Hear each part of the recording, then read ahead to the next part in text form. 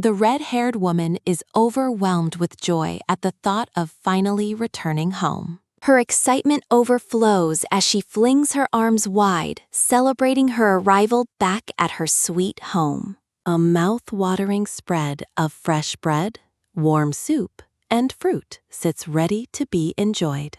She stretches her arms upward in pure bliss, ready to dive into the delicious feast before her. A blonde man offers an astronomical sum for a toy castle, coldly threatening her life if it isn't finished. A small purple-haired girl trembles as she suggests a lethal solution, leaving the toy maker absolutely horrified by the proposal. Following a supernatural warning from her ancestors, the woman shudders and decides to ignore the girl's dangerous favor. After a satisfying clink of her glass, she happily drinks wine, celebrating the destruction of her own workshop. She prepares to post a final goodbye on a community forum, activating a glowing, magical communication device.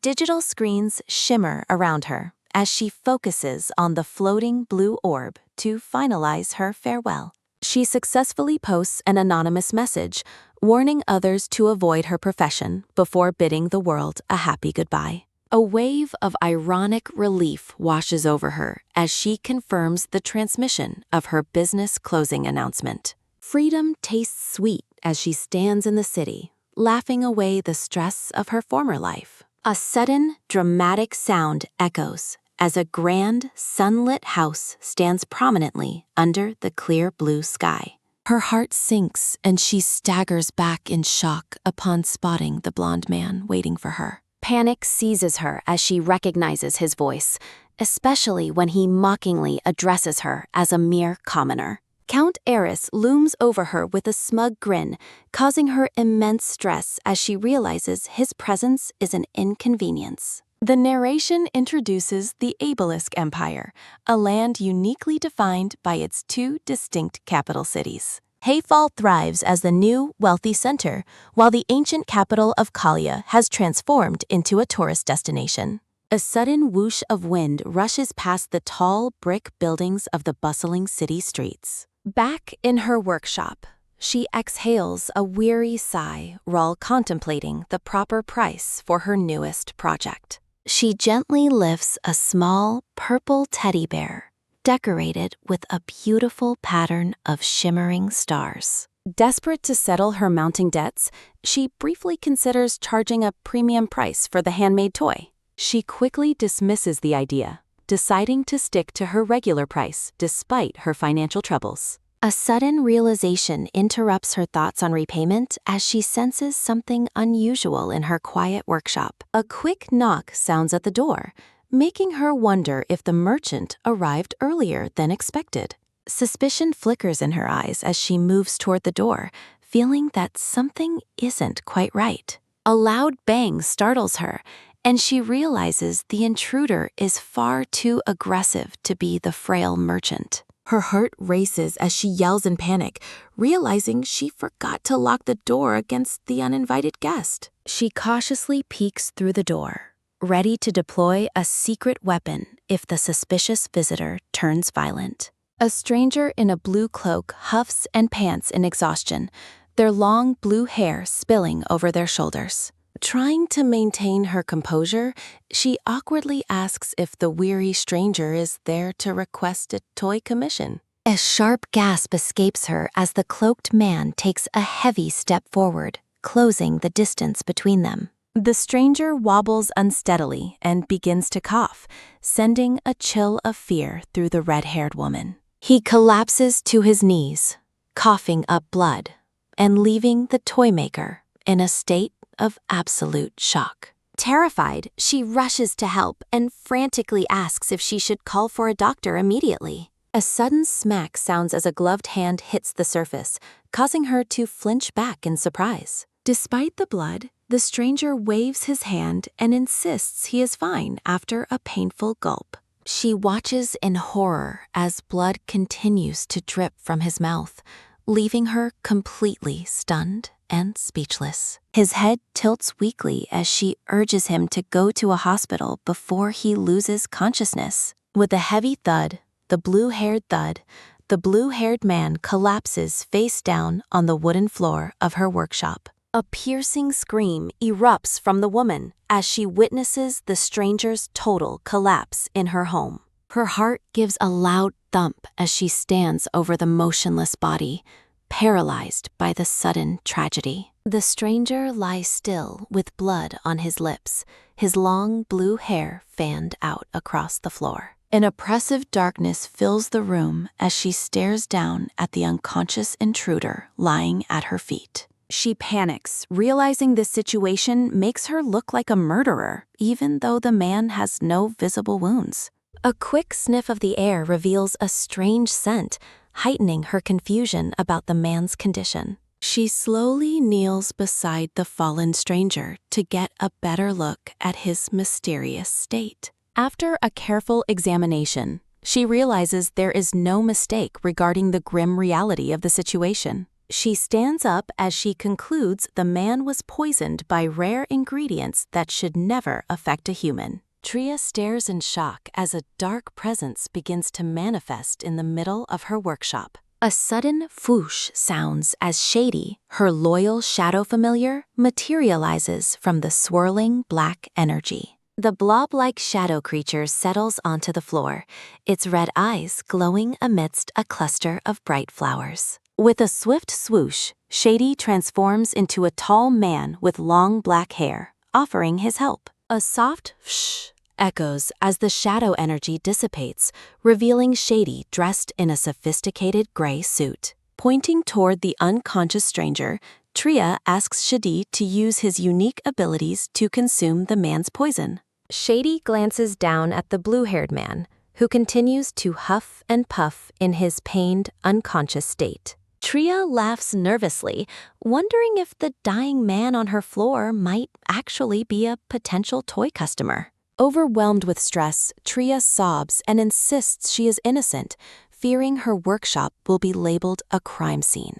A magical shwoom resonates as Shady successfully extracts the toxin, noting that the stranger's condition has finally improved. Tria watches the lingering shadow smoke with a mixture of hope and anxiety as the mysterious guest remains motionless. A quiet whoosh sounds as the narrative explains how Shady can harmlessly devour substances that are lethal to humans. Tria feels a wave of relief as the immediate crisis passes, her expression softening despite the chaotic situation. A quick twitch sounds as Tria holds a small, hooded doll with red button eyes, the miniaturized form of Shady. The tiny shadow familiar looks undeniably cute as it rests among yellow flowers, its red button eyes staring blankly. Feeling much braver with her companion awake, Tria watches as the little doll begins to scurry and crawl. A sudden knock sounds at the door, forcing Tria to worry about how to handle the unconscious intruder. Panic strikes Tria as the merchant calls out from behind the door, announcing his unexpectedly early arrival for work. Terrified of a murder scandal, Tria imagines a tragic news headline reporting her as the culprit of a workshop tragedy. With a frantic jump, Tria lunges toward the blue-haired stranger, desperate to hide him before the door opens. Tria lets out a pained grunt as she begins to drag and pull the heavy man across the floor. Loud sounds of a bam and bang echo as Tria frantically yells that she is coming to open the door. Tria rushes to the entrance with a worried barely managing to conceal the guest as the persistent knocking continues. A heavy bam and bang ring out as the merchant uses a wooden plank to strike the door repeatedly. The door swings open with a burst as Tria screams for the merchant to stop his aggressive knocking. Out in the garden, the merchant begins to rummage through his bag, eager to share some exciting business news. He reveals a royal-themed teddy bear, explaining that the Imperial Family Edition toys fetched an incredibly high auction price. Tria lets out a quiet murmur, wishing that millions of rubles would simply fall from the sky to help her. Her heart sinks as the merchant reminds her of the staggering 392 million rubles she still owes in debt. The merchant looks contemplative as he reflects on the legendary reputation Gray's workshop held in the distant past. Tria laughs dismissively at the situation, acknowledging that her father's massive debts might finally destroy the old shop. Exhausted by the financial pressure, a tiny Tria sighs that she simply doesn't have the energy to continue. As the scene shifts to the city streets, Tria decides to postpone her worries until she handles the intruder. A sharp clack sounds as Tria closes the door and leans against it, panting from the immense stress. Tria gazes toward her room, wondering if the mysterious blue-haired man is still lying unconscious on the floor. With a soft peek, she cautiously enters the room to check on the condition of the uninvited guest. The stranger remains sprawled out on the floor, seemingly still lost in a deep, poison-induced slumber. Tria reaches down with a quick grab to retrieve the small shady doll from the floor. A gentle squeeze follows as Tria thanks the little shadow familiar for worrying about her during the chaotic morning. She takes a quick glance at the stranger, satisfied that she has finally managed to lay him down properly. As time passes with a chirp and silent beats, Tria waits patiently on her bed for the man to wake.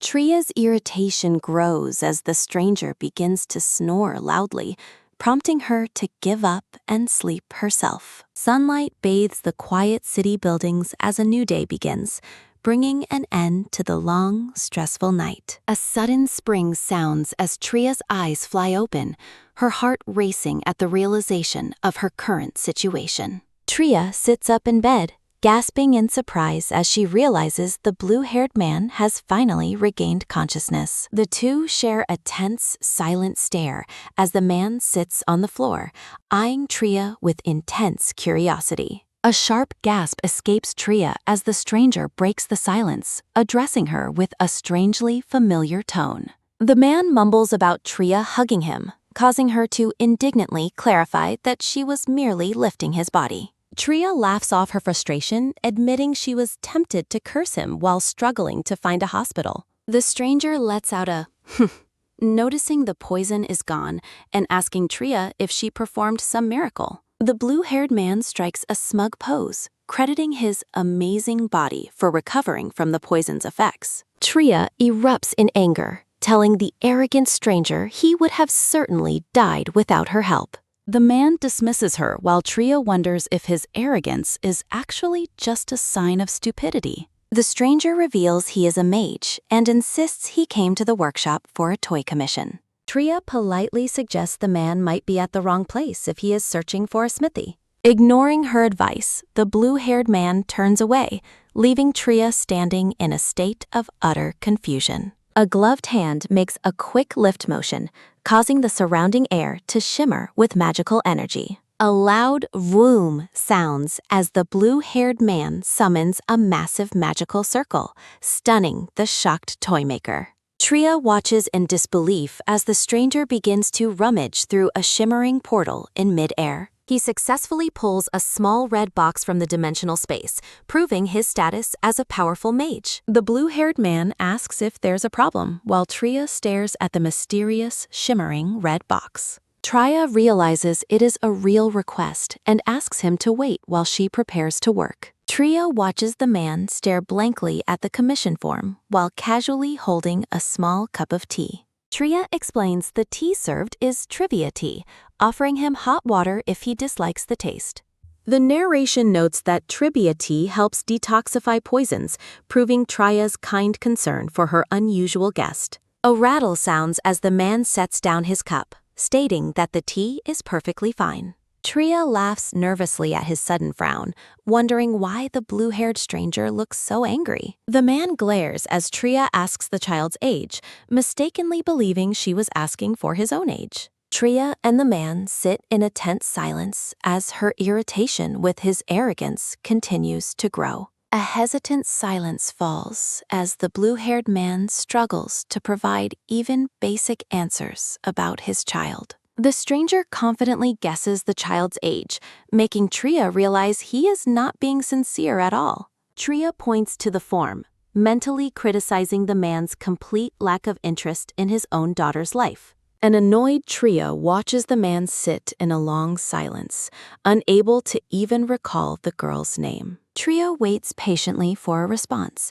her expression remaining calm despite the stranger's obvious lack of knowledge. A gentle smile appears on the man's face as flowers bloom, softening the mood of the room. The scene focuses on Tria as she waits for the man to finally answer her simple questions. The blue-haired man blushes and offers a soft smile, surrounded by a cluster of beautiful white flowers. Tria asks about the child's gender, hoping to finally get some useful information for the toy commission. The scene shifts outside as the workshop stands quiet under the bright, clear sky of the bustling city. Tria's inner thoughts reveal her growing suspicion that the man is a very poor excuse for a father. A dramatic dun sounds as Tria's expression darkens, her judgment of the stranger becoming increasingly severe. A groan escapes Tria as she listens to him admit he knows nothing of his daughter's preferences. Tria looks at the empty form, suggesting someone who actually cares for the child should answer instead. Tria closes her eyes with a weary sigh,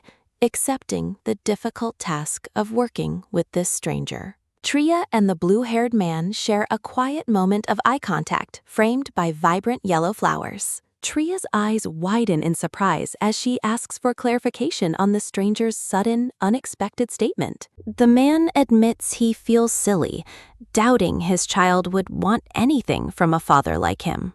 The blue-haired man sits in dejected silence while Tria watches him with a mixture of pity. Tria stands surrounded by blooming orange flowers, looking thoughtfully at the man as he shares his feelings. The man sits alone, reflecting on the simple things that make children happy, like smiles and hugs. Tria offers a warm, encouraging smile, surrounded by daisies as she prepares to accept the unique commission. The sun begins to set over the town, bathing the buildings and streets in a warm glow. Tria asks if he truly wants her to choose the toy, since he understands children so poorly.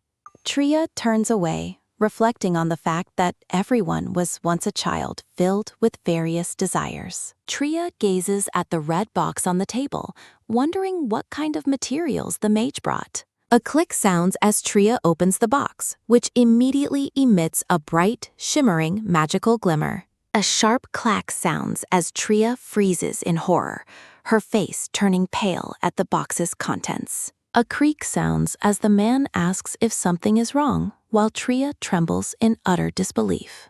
A loud dun sounds as Tria stares at a box filled with massive, priceless, glittering jewels. Explanatory text notes that jewels are far too fragile for toys intended to be handled by children. A loud shatter sounds as Tria freezes in shock, realizing the glittering jewels are worth a staggering 2 million rubles. Narrative text warns that a young toddler might easily mistake the dazzling appearance of these jewels for something edible. The terrified nursemaid screams "No!" as a pink-haired toddler playfully prepares to swallow a massive, sparkling jewel ring. Cayenne glares intensely, questioning if Tria would dare deny his daughter such a gift, while she frantically stammers her innocence. A deep scowl crosses Cayenne's face as he sternly asks if crafting the toy will truly be too difficult for her. Tria lets out a pained "ugh," overwhelmed by the oppressive aura of the arrogant mage and his impossible demands. After Tria explains that jewels are unsafe, Cayenne abruptly raises the commission price to a shocking 10 million rubles. Her heart thumps frantically as Cayenne confidently asks if she can even dream of refusing such an incredible fortune. A brilliant sparkle emanates from the jewels, which now appears sturdy enough to Tria to actually function as toy components. Driven by the promise of gold, Tria undergoes a sudden change of attitude and eagerly declares she can do it. Tria's heart soars as she realizes a 20 million ruble reward would finally put a massive dent in her debt.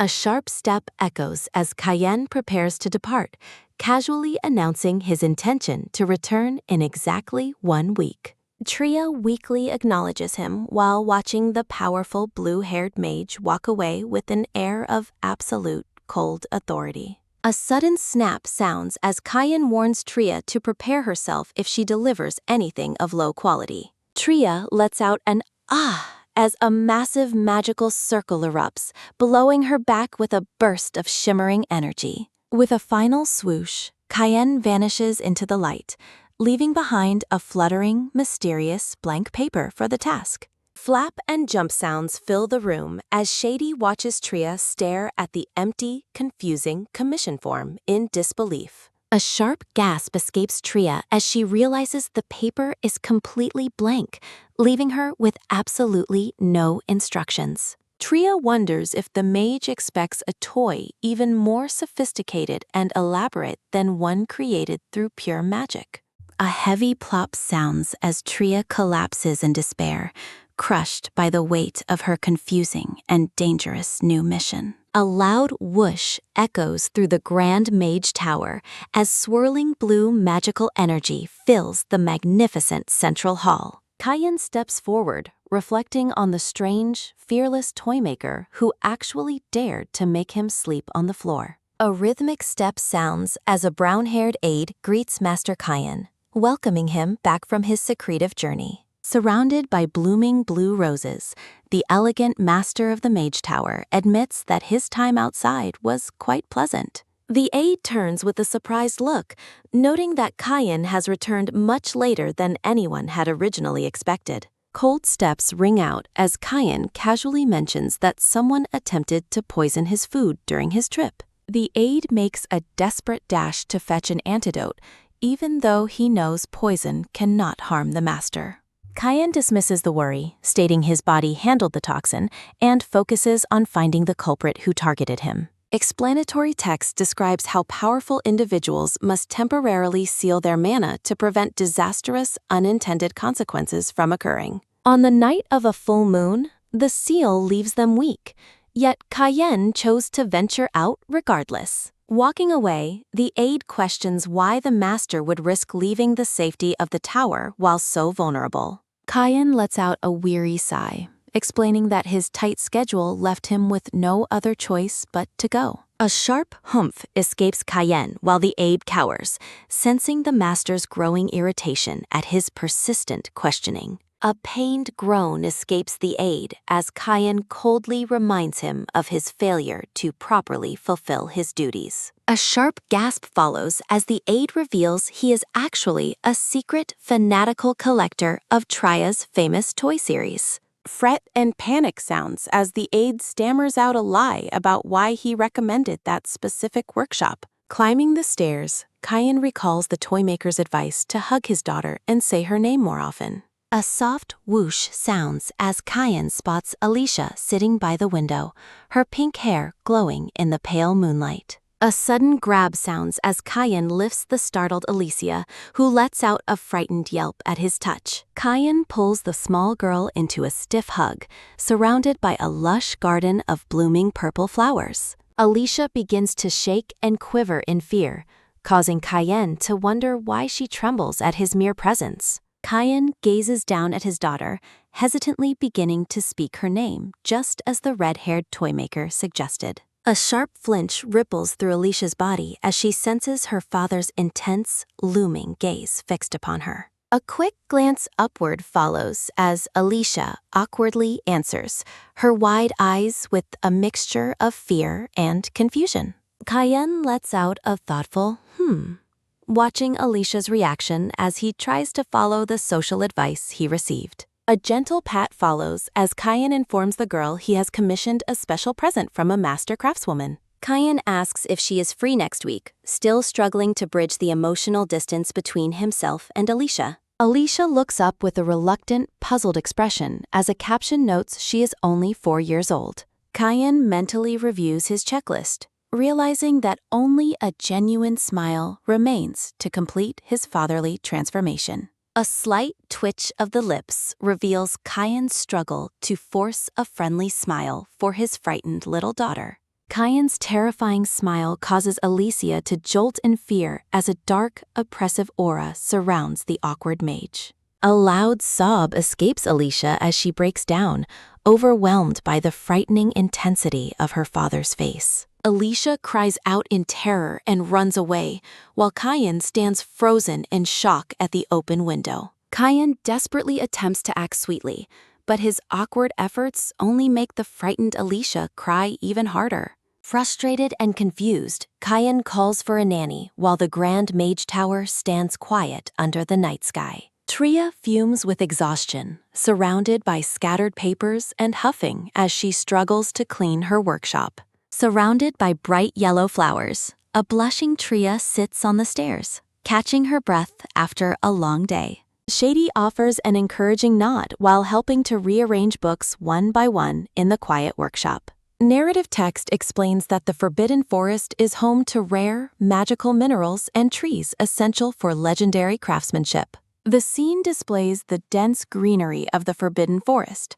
a beautiful territory notorious for its extreme danger. Tria realizes she needs more time, but a long-haired man suddenly pulls her into a soft, surprising hug. The black-haired man with red eyes offers a gentle smile, surrounded by sparkling lights and floating flower petals. Black smoke swirls around Tria as her hand is gently squeezed by the mysterious and elegant black-haired figure. The pair stands together in a lush green forest, bathed in a soft, ethereal glow of magical energy. A sudden dash sounds as Tria runs away, while the black-haired man watches her depart with a curious expression. The handsome man smiles warmly, reflecting on how he treats Tria's hands with the utmost care and respect. Tria calls out for him to follow as they walk together through a field of vibrant white daisies. Tria works diligently while her small assistant, Shadi, rushes past with a tray of delicious-looking sweets. A satisfied Tria admires a small, glowing crystal, making great progress on the high-stakes magical commission. A sudden drop sounds as Shadi accidentally spills some components, appearing startled by the minor workshop mishap. Tria feels a burst of passion as she and Shadi work together near the intense heat of the forge. Standing confidently before her workbench, Tria declares her determination to begin the final stages of the toy's creation. The city streets grow quiet under the deep blue of the night sky, framed by blooming roses. A heavy flop sounds as Tria collapses onto her sofa, completely drained by the intense workload of the week. Tria lets out a pained groan and turns over, muttering about her total exhaustion after the long night. Internal monologue notes the difficulty of using a furnace, though she managed to finish the toy before the deadline. A sudden clatter sounds, causing Tria to wake up and look around the room in confused surprise. With a groggy rise, Tria notices a small toy penguin moving toward her with a pitter-patter sound. A sharp clack echoes through the quiet, moonlit room, highlighting the elegant decor and a tall lamp.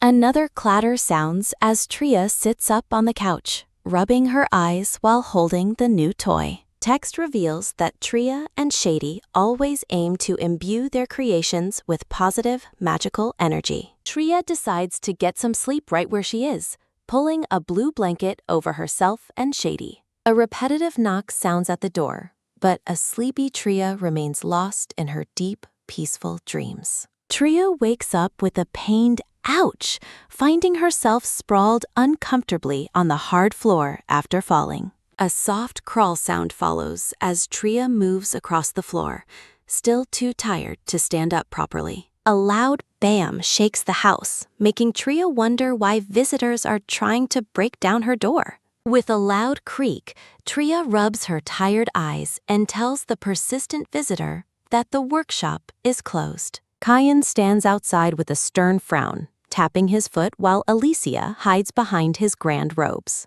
Tria laughs awkwardly, realizing she needs at least 30 more minutes to prepare for the important delivery. Alicia trembles violently, making Tria wonder why the poor child seems so deeply terrified in her father's presence. A sudden glance follows as Alicia looks up with a tearful, distressed expression, clearly still on edge. Cayenne stands with his arms crossed, his cold stare causing Alicia to flinch away in visible fear. A wave of chills washes over Tria as she watches the poor girl hide behind the mage's cape.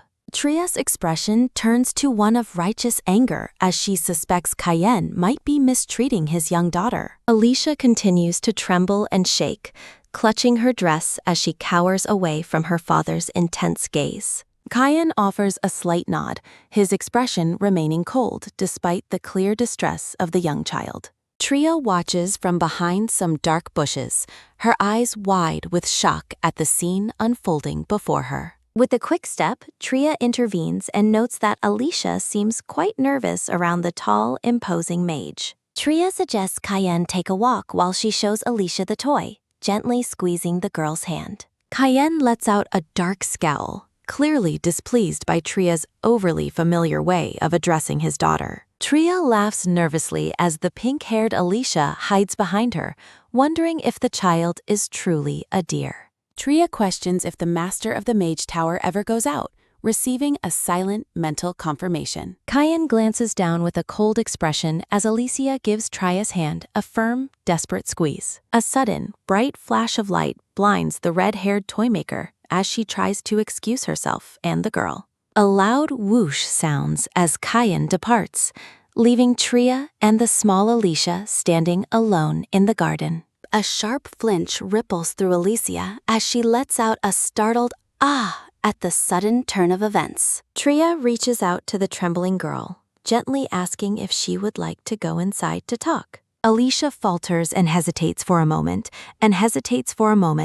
looking at Tria's hand before softly agreeing to go with her. A rhythmic tap sounds as Tria asks Alicia's age and offers her snacks, learning the girl is 4. Inside the cozy workshop, a plate of fresh cookies lands on the table with a soft clack sound.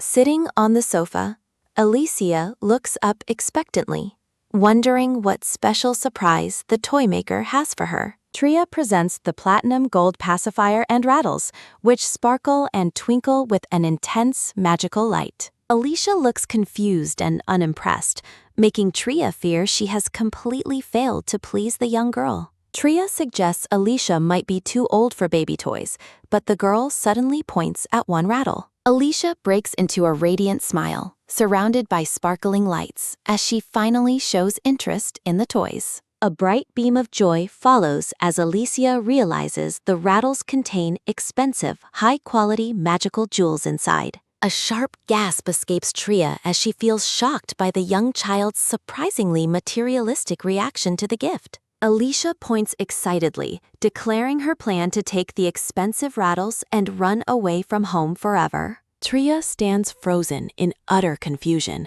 her mind reeling at the young girl's dramatic and unexpected declaration. Tria wonders if Alicia is acting this way because of abuse, her concern growing as she watches the child. Clearing her throat with a soft ahem, Tria tries to get Alicia's attention to ask a serious question. Tria's heart hammers with a heavy dun as she asks if Cayenne treats his daughter poorly. Alicia begins to tremble and shake violently, causing Tria to spring up from the table in alarm. Quivering and shivering with tears in her eyes, Alicia asks if Tria is truly on her side. Narrative text confirms Tria's worst fears that something is indeed very wrong in the girl's home life. Alicia continues to tremble, shiver, and shake, her small hands clasped together as she struggles to speak. Tria takes a deep, nervous gulp, her expression turning serious as she prepares to hear the truth. A hand reaches out with a quick reach, signaling Tria's determination to support and protect the child. In a soft whisper, Alicia reveals her terrifying secret. She believes her father will soon abandon her. Tria's heart gives a loud, shock-induced dun as she reacts to Alicia's heartbreaking and unexpected revelation. Tria wonders how Cayenne could do such a thing and concludes that Alicia's situation must be truly dire. With a determined clench of her fist, Tria decides she is the only person who can save the girl. Tria asks Alicia how many times a day she is fed, looking for signs of physical neglect. Alicia counts on her fingers while imagining sweets, confirming that she is actually well fed after all. Squeezing Alicia's hand, Tria feels relieved she isn't starving, though her small size still causes some worry. Alicia hesitates with a quiet glance, looking burdened by a secret she is terrified to let anyone know. Alicia warns that her truth must remain a secret, and Tria quickly promises to keep her word. The pink-haired girl confesses her belief that she is a fake and will be abandoned if discovered. Alicia looks up with a pleading expression, her hands clasped as she shares her deep existential fear. Alicia explains she is trying to gather money to escape, leaving the toymaker absolutely stunned by her logic. The pair stands together in silence, Tria's mind blanking as she tries to process Alicia's bizarre misunderstanding. Tria lets out a weary sigh, realizing the entire crisis was just a complicated and weird family matter. Another long sigh follows as Tria wishes she had gotten more sleep instead of worrying over nothing. Tria watches Alicia, wondering if the girl has any other guardians besides her strange and awkward father. Surrounded by yellow flowers, Alicia smiles, while Tria concludes that Kayan is just a very strange man. With a soft clasp, the two walk together, their bond feeling more secure after their long, strange talk. Tria watches the child with a thoughtful look, her mind already shifting back to her work and workshop. Alicia smiles radiantly amidst blooming roses, her fear replaced by a newfound sense of joy and excitement. Holding the rattle, Alicia enthusiastically asks Tria to make another special item for her growing collection. A soft jingle sounds as Tria's eye widens in surprise at the girl's sudden and confident request. Tria looks on as the small Alicia sits on the sofa with an expectant expression. A sharp glare from Kayan makes Tria nervous as the young girl suddenly breaks into loud, tearful wails. Shocked by the mage's sudden arrival, Tria and Alicia let out an explosive scream of pure terror. Kayan looks down with a cold, piercing gaze, demanding to know why Alicia is crying so hysterically. A small hiccup escapes Alicia, while Tria feels increasingly uncomfortable with the mage's overly possessive and intense tone. With a sudden turn, the wide-eyed Alicia reaches out and desperately calls for Miss Tria's help. Surrounded by sparkling light and flowers, Alicia begs Tria not to abandon her, seeking her constant support. Kayan leans in suspiciously as the two girls share a tight, anxious squeeze during their messy family drama. A heavy, silent stare from the blue-haired mage makes the atmosphere in the room feel incredibly tense and suffocating. Alicia lets out a sharp flinch at the mere sound of her father's voice calling her name. Surrounded by soft pink flowers, Kayan gently wipes away his daughter's tears with a rare, quiet moment of tenderness. A strange lick follows as Kayan tastes the saltiness of his daughter's tears, leaving a disturbed Tria feeling creeped out. Kayan bluntly tells Alicia she looks ugly when she cries, prompting an indignant internal defense from the toymaker. A quiet thought crosses Kayan's mind, acknowledging that the red-haired woman is actually quite talented at her craft. With a firm hold, Kayan inspects the magical rattle and confirms it is perfectly safe for his young daughter. With a brief glance, the master of the Mage Tower requests that Tria create even more toys for Alicia. Tria politely declines the request, explaining that she no longer intends to take on any more personal magical commissions. A dark, menacing frown settles on Kayan's face as he questions why his latest request is being refused. An imposing loom from the tall mage sends chills down Tria's spine as she shrinks back in visible fear. Tria lets out a terrified gasp,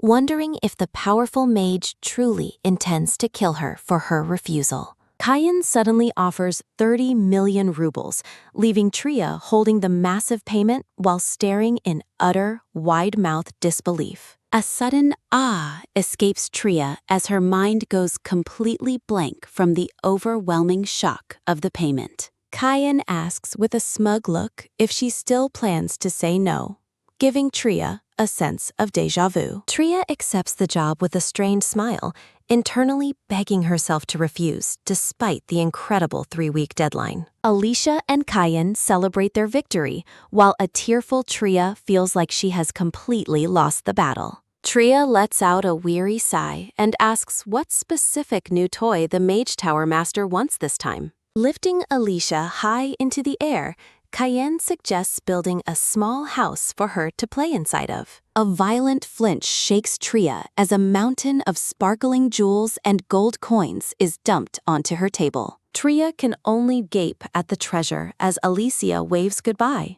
leaving the room with a cheerful parting message. A bright flash emanates from the massive pile of jewels, leaving the red-haired toymaker standing in a daze. Tria sits frozen on her couch, staring blankly at the glittering fortune that now occupies her workshop's table. Her hands shake and tremble as she clutches the 10 million ruble bills, unable to process her sudden, massive wealth. Tria declares her reluctance before telling Shady to head for the forest, making the small assistant react with a volt. Under the deep blue night sky, the grand tower stands tall, framed by a field of vibrant yellow flowers. A soft chime sounds from the elegantly designed rattle, which is adorned with several large, pink, magical gemstones. Alicia plays happily on the floor, listening to the jingle of the rattle and admiring its diverse, magical sounds. A curious peek comes from 2 other children as they watch the sparkly, jingling toy with wide-eyed fascination. Flashbacks reveal Alicia's tragic past life and her recent rebirth, where her new mother tried to sell her off. The young pink-haired girl lets out a falter, tentatively calling out to her father while looking deeply unsure. Kyan looks down with an intense glare, causing the small girl to flinch away in fear of his reaction. Alicia lets out a soft sniffle while the rattle lets out a chime, as she worries about being abandoned again. Alicia reflects on the cynical lessons she learned from television and her mother about the absolute power of money. A decorative frame declares that with enough money, one can go anywhere, fueling Alicia's desire to escape. Alicia hears a soft clink and focuses on the valuable jewels inside the rattle, plotting her financial independence. With a quick whip and a jingle, Alicia waddles toward the other children to begin her mysterious new game. The children watch with an awe-filled ooh as Alicia presents her sparkly toys in the middle of the room. High-ranking men, including the white-haired emperor and Kyan, stand together in a scene of regal importance. The Emperor of Obelisk offers a slight nod and asks if the others agree with his royal decree. A sudden flinch ripples through Alicia as she is caught off guard by an unexpected moment during her playtime. Footsteps sound as Alicia clings to Kyan's robe while the blue-haired mage remains stoic and unmoved. Kyan shoots a sidelong glance toward the high priest, who responds with a soft, knowing chuckle. The high priest's brow twitches as he subtly mocks Kyan's seemingly strained relationship with his own daughter. Little Lily watches the interaction and innocently observes that the master of the Mage Tower looks happy. Kyan gives Alicia a gentle pat with a huff, while the girl secretly plots to get more toys. Tension crackles between the men as Alicia notes the white-haired emperor's voice sounds oddly familiar. Laughing, the emperor expresses his growing interest in the special order toys Kyan has recently commissioned for Alicia. The high priest and surrounding nobles perk up, eager to discover the secret location of the talented toymaker. Kyan remains evasively quiet while giving Alicia a soft pat, feigning ignorance about the workshop to protect Tria. Kyan decides to leave, citing preparations for Alicia's awakening ceremony, while internally plotting to keep Tria for himself. Alicia's eyes widen in confusion as she wonders what this mysterious and potentially dangerous awakening ceremony could be. A cold gasp escapes Alicia as she fears being exposed as a fake before she can escape. Alicia lets out a sharp flinch when Kyan mentions official adoption, her young heart reeling at his words. A sudden flash of light fills the room as Cayenne prepares to depart, leaving the Emperor watching intently. A sinister snicker plays on the Emperor's lips as he watches the powerful Mage Tower Master take his leave. Surrounded by blue flowers, the High Priest walks away with a triumphant and satisfied expression on his face. The white-haired Emperor offers a dark smile, determined to track down the workshop once he discovers its location. Standing tall and proud, the High Priest continues his departure, clearly pleased with the outcome of the meeting. A soft chuckle escapes the brown-haired man as he reflects on his successful manipulation of the tense situation. The Emperor calls the priest's words cruel, highlighting the competitive and manipulative nature of the high-ranking nobles. With a quick scurry, Lily rushes toward her father, the High Priest, her blue dress fluttering behind her. Surrounded by vibrant yellow flowers, the High Priest lifts Lily into a warm, affectionate embrace. Looking down at his daughter, the priest's usual mask of arrogance softens into a look of genuine tenderness. Narrative text reveals the priest's private hurt as he recalls how his daughter once ignored and feared him. Lily's past resolve to live quietly and unnoticed is shown, framed by roses and her own deep insecurities. The priest reflects on his responsibilities, unable to believe such cynical words came from a 7-year-old child. The priest wishes Lily would be more open about her desires instead of remaining so distant and aloof. Lily gives a sudden tug on her father's sleeve, shyly asking if she can also have a special rattle. Overjoyed by her request, the High Priest offers a warm smile and agrees to place a new order. Back at the workshop, Tria munches on bread with a creak and notes that Alicia visits very often. While eating her snack, Tria observes that things have improved, though one lingering problem still weighs on her. Alicia excitedly asks about the shiny jewels being added to her new toy, her eyes sparkling with glee. Tria adds more jewels to the sketch as Alicia lets out a wow, reflecting on how materialistic children are. Tria's pen moves across the paper as she draws, missing the days of making simple wooden bears. Tria stares at her complicated sketch with a blank look, wondering if she should have asked for more time. Alicia gives Tria an intense stare, her expression serious as she prepares to share her latest worry. Tria beams with relief, mistakenly believing that the family misunderstandings between Alicia and Cayenne have been fully resolved.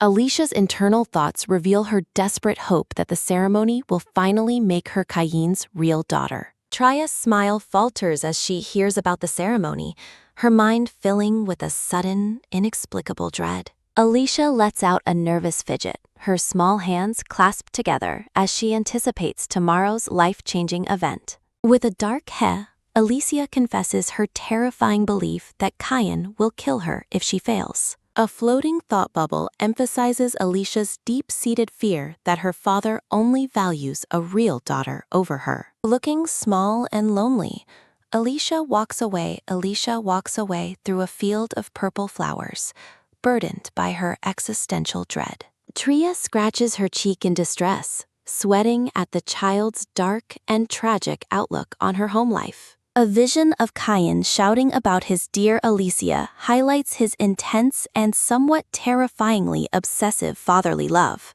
Tria's heart gives a heavy throb as she realizes the Mage Tower Master's obsession is truly quite extreme. A sudden ah of realization strikes Tria as she recalls a story about a painter suffering under a noble. Taking a slow sip, Tria realizes she is trapped in a similarly dangerous situation with the powerful, eccentric mage. Tria offers a gentle pat on Alicia's head, and the pink-haired girl responds with a radiant, happy smile. An oppressive memory surfaces, showing Tria being harshly commanded to run the workshop, regardless of her own needs. Tria instructs Alicia to watch quietly while she works, and the pink-haired girl salutes with a cheerful agreement. A sudden gasp escapes Tria as she hears an adorable squishing sound, her eyes widening in a moment of panic.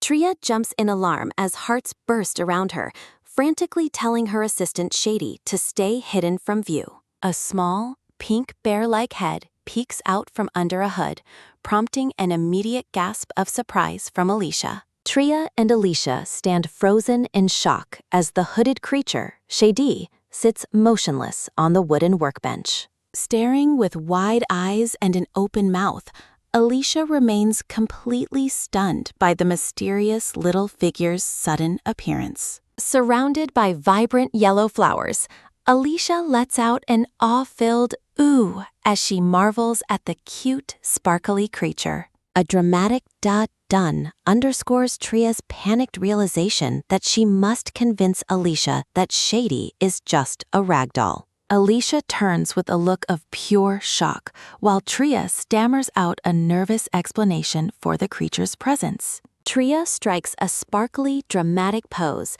introducing Shady as her guardian angel and workshop partner to cover his true identity. Tria stares intensely at the pink-haired child, desperately hoping her theatrical performance successfully distracted Alicia from the truth. Letting out an Tria poses with a fwip as Shady looks on, fully committing to her ridiculous guardian angel charade.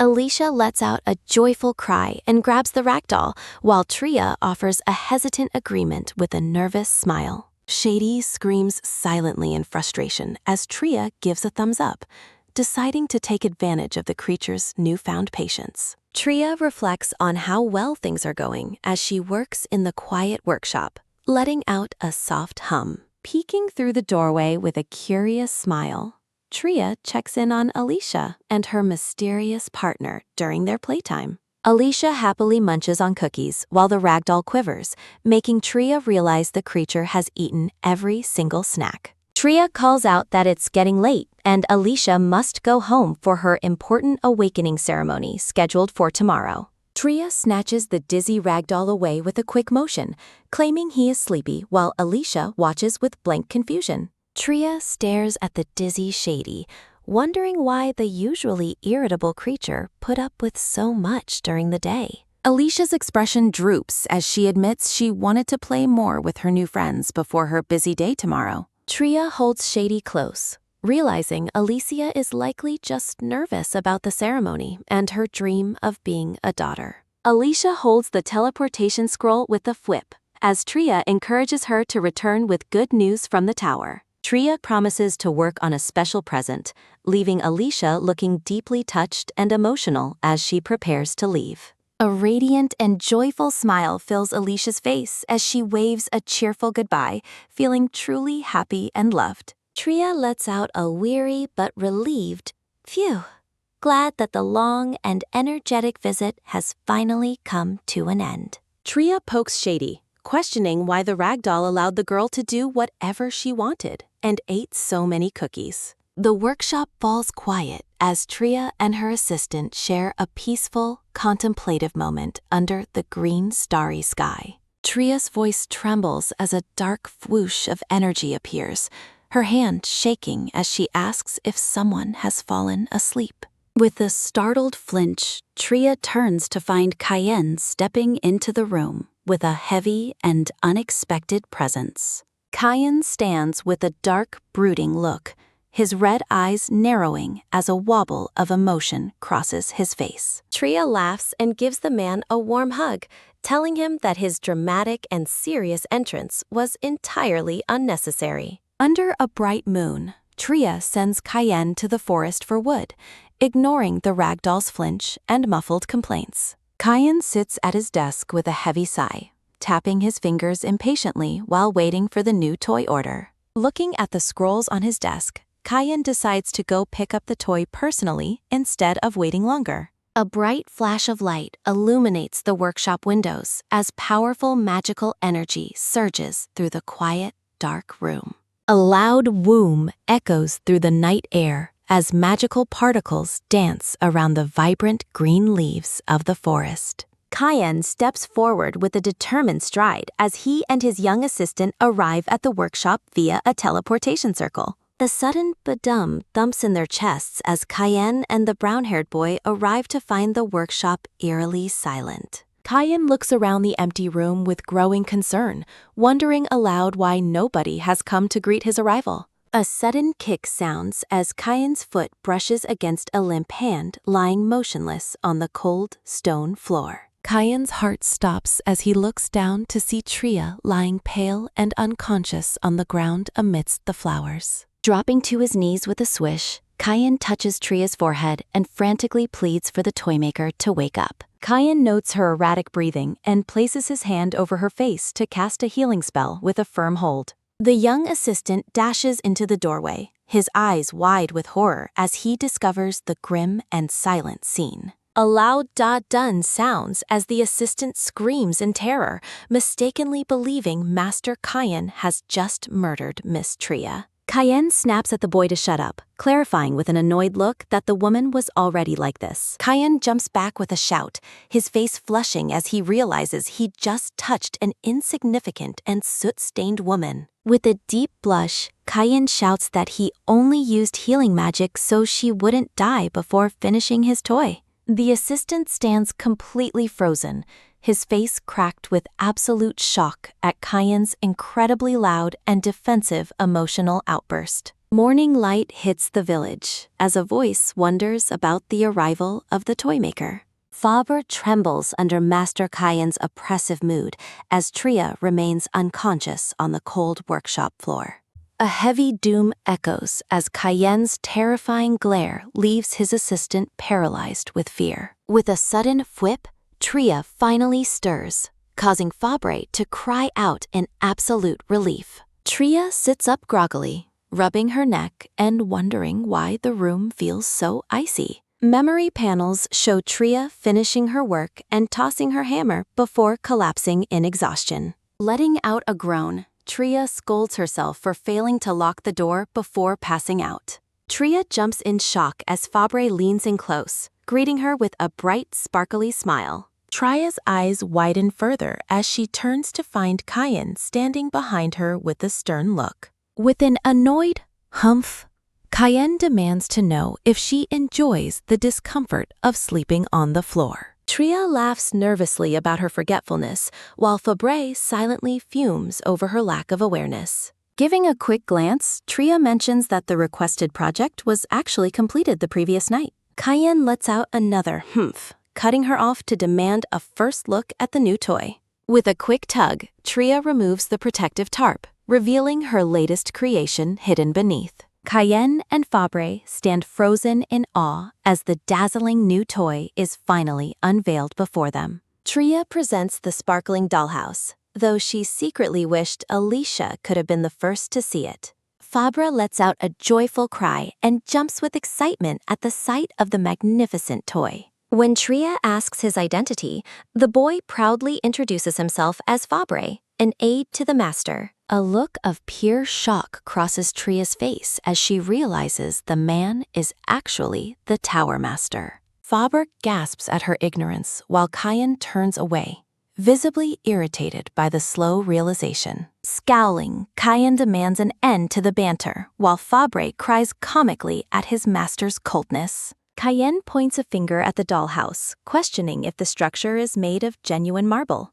Tria explains that she used a special stone tree that mimics the luxurious appearance of marble. Images of the unique tree illustrate how its interior resembles white marble despite its ordinary bark. The wood panels are shown to be perfectly safe for children due to their shock-absorbing properties. Tria leans on the desk, noting that Shady worked himself to exhaustion, helping her carve the intricate pieces. Kyan tilts his head in confusion, repeating the word sanctuary as if the concept is foreign. Tria explains that children need a private space where they can feel safe and unobserved. Narrative text emphasizes Alicia's desperate need for a sanctuary away from her father's intense presence. Alicia looks lonely as the dollhouse's magical features, including a night sky and lockable key, are described. Tria stands quietly, her expression softening as she thinks about the pink-haired girl's happiness.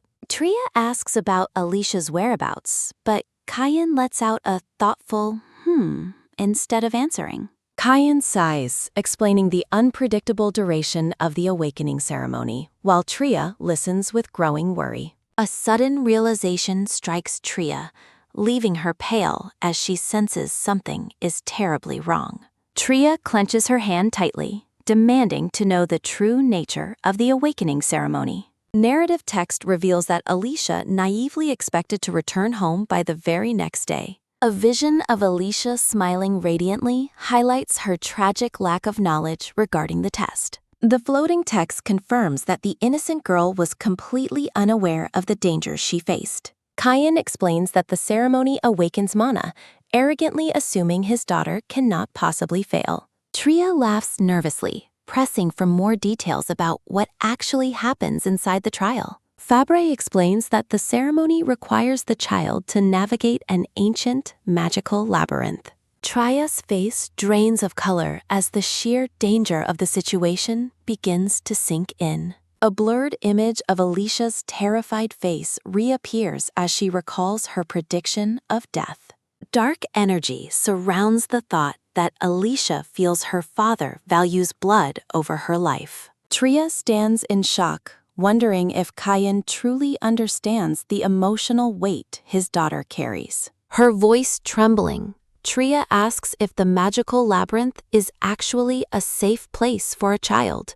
Fabre nonchalantly mentions nightmares and mortal danger, completely missing Tria's horrified expression. The boy laughs, recalling how he entered the dangerous maze when he was only 4 years old. Overwhelmed by dread, Tria asks the terrifying question of what happens to a child without mana. Narrative text warns that the labyrinth's overwhelming mana makes it a lethal trap for the powerless. Amidst ominous blue flowers, Tria ponders a grim fate, realizing that without help, someone might die within a week. Flashback panels show a younger Alicia discussing the awakening ceremony, her voice small and filled with innocent hope.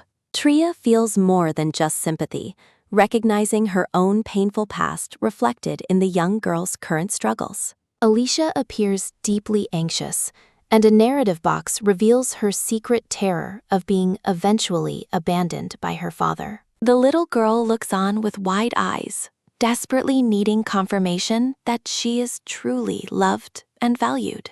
Standing in a shadowy void, Tria wonders if she should intervene, despite her complete lack of magical knowledge. Tria grapples with the risks of interfering versus the horrifying possibility that the girl might already be dead. Back in the workshop, Kyan examines the toy and flatly states that the structure appears to have no issues. Kyan points dismissively toward the project, while Tria stands quietly in the background, absorbing his heavy and demanding presence. A faint smile touches Kyan's face as he notes his daughter will certainly enjoy the beautifully crafted sanctuary. Dizzying thoughts of the Tower Master's cruel reputation fill Tria's mind, recalling rumors of him teleporting people to hell. A sudden, nervous gulp sounds as Tria tries to maintain her composure in the presence of the powerful mage. Kyan rummages through his dark robes, satisfied with the work, and preparing to hand over the agreed-upon payment. A shadow falls over Tria's eyes as Kyan offers the massive payment,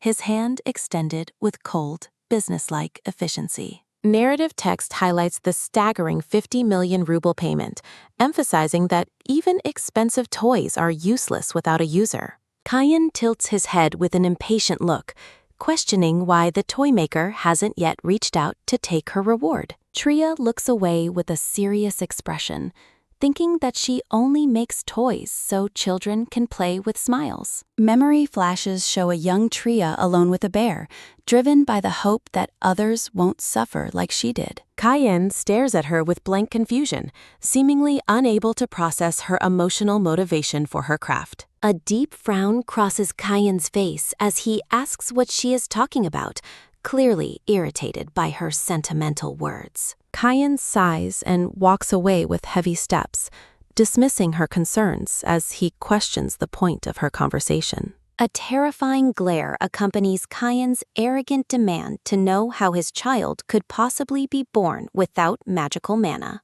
Tria's hand performs a tight squeeze as she tenses up, her face partially obscured by a shadow of rising anger. Tria snaps back at the master, her eyes blazing with determination as she prepares to challenge his cold assumptions. Cayenne pauses, looking down at the red-haired woman with a look of genuine surprise at her sudden, bold outburst.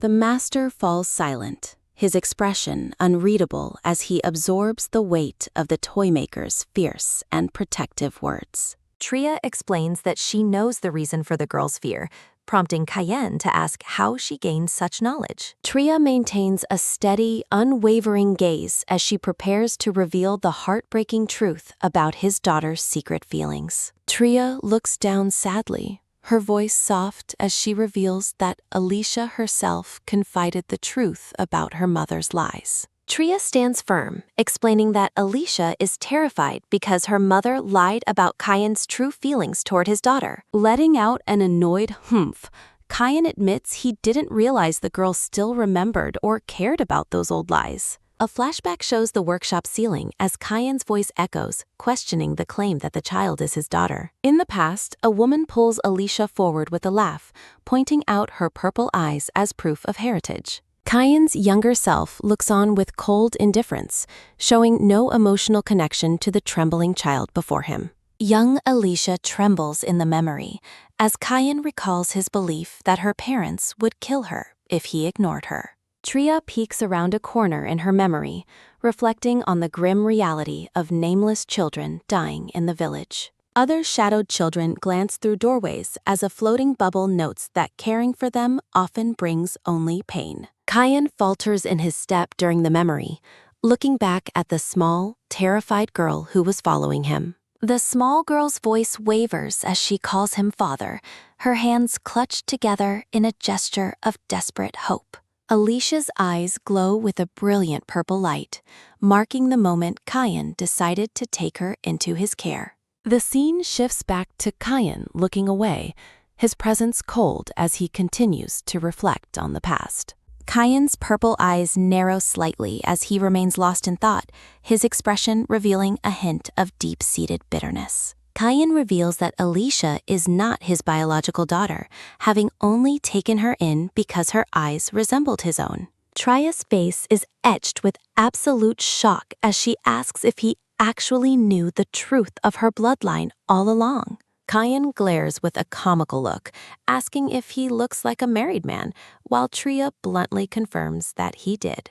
Tria points a finger in confusion, questioning how he can be sure Alicia has mana if they aren't actually related. A loud sigh escapes Cayenne as he asks why his child wouldn't have mana, leaving Tria completely frozen in shock. Tria shouts in disbelief while Cayenne looks weary, both characters completely at odds over his bizarre and contradictory logic. Reaching out his hand with a quick motion, Cayenne tells Tria to take it so he can show her the truth. A loud "ga" escapes Tria as a surge of mana and blue flowers erupt when she takes the master's hand. Amidst glowing mana and blue flowers, Cayenne lets out a soft laugh, his purple eyes shimmering with mysterious intent. A bright surge of magical power erupts, leaving the brown-haired boy staring in wide-eyed, speechless shock.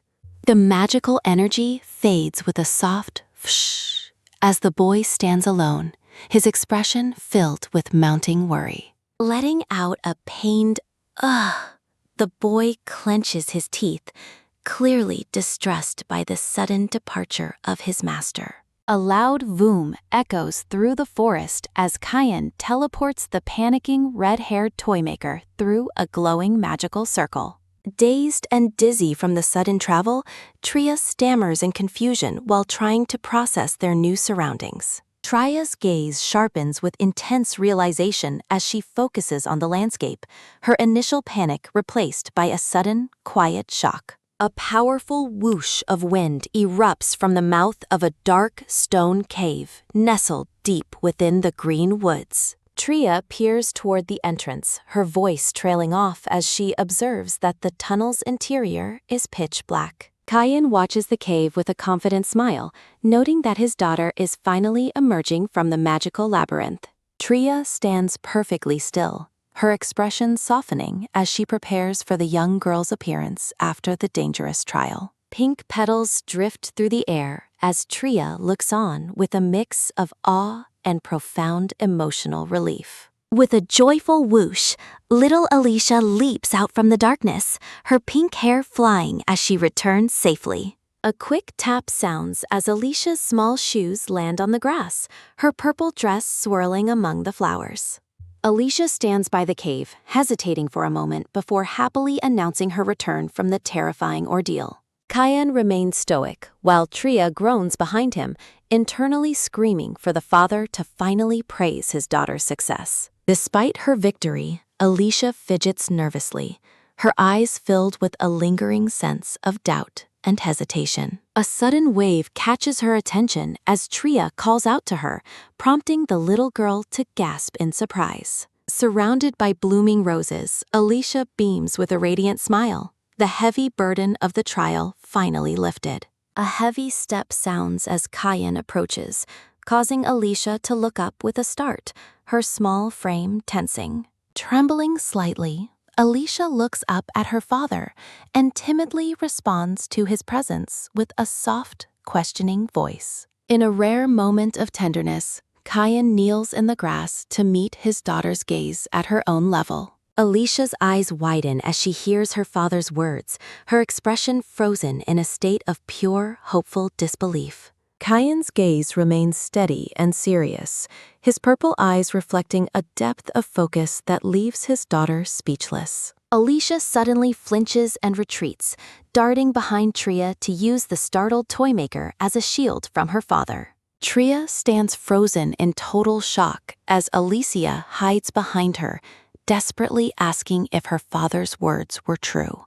Looking between the two, Tria realizes she is caught in the middle of a very awkward family reconciliation. Kyan looks toward his daughter, firmly stating that her mana status makes no difference to his feelings for her. A soft drip-drop sounds as Alicia's tears begin to fall, her small hands clutching Tria's clothing in emotional turmoil. Rushing forward with a loud cry, Alicia throws herself into her father's arms for a long, emotional hug. Tria looks utterly drained by the high-status drama, especially after Kyan bluntly admits he only cherishes his successor's power. A soft sniffle draws Tria's attention to the brown-haired boy, who is surprised to see she is still there. The forest is bathed in a warm, golden glow as the sun begins to set on a long, chaotic day. Tria reflects on how Alicia's hidden magical talent completely proved her initial worries about the girl were unnecessary. Cradling the sleeping girl, Kyan gives a sudden notice that he will return for his next order in 3 weeks. A bright flash accompanies Tria's shock as she realizes she is holding a staggering amount of currency for her work.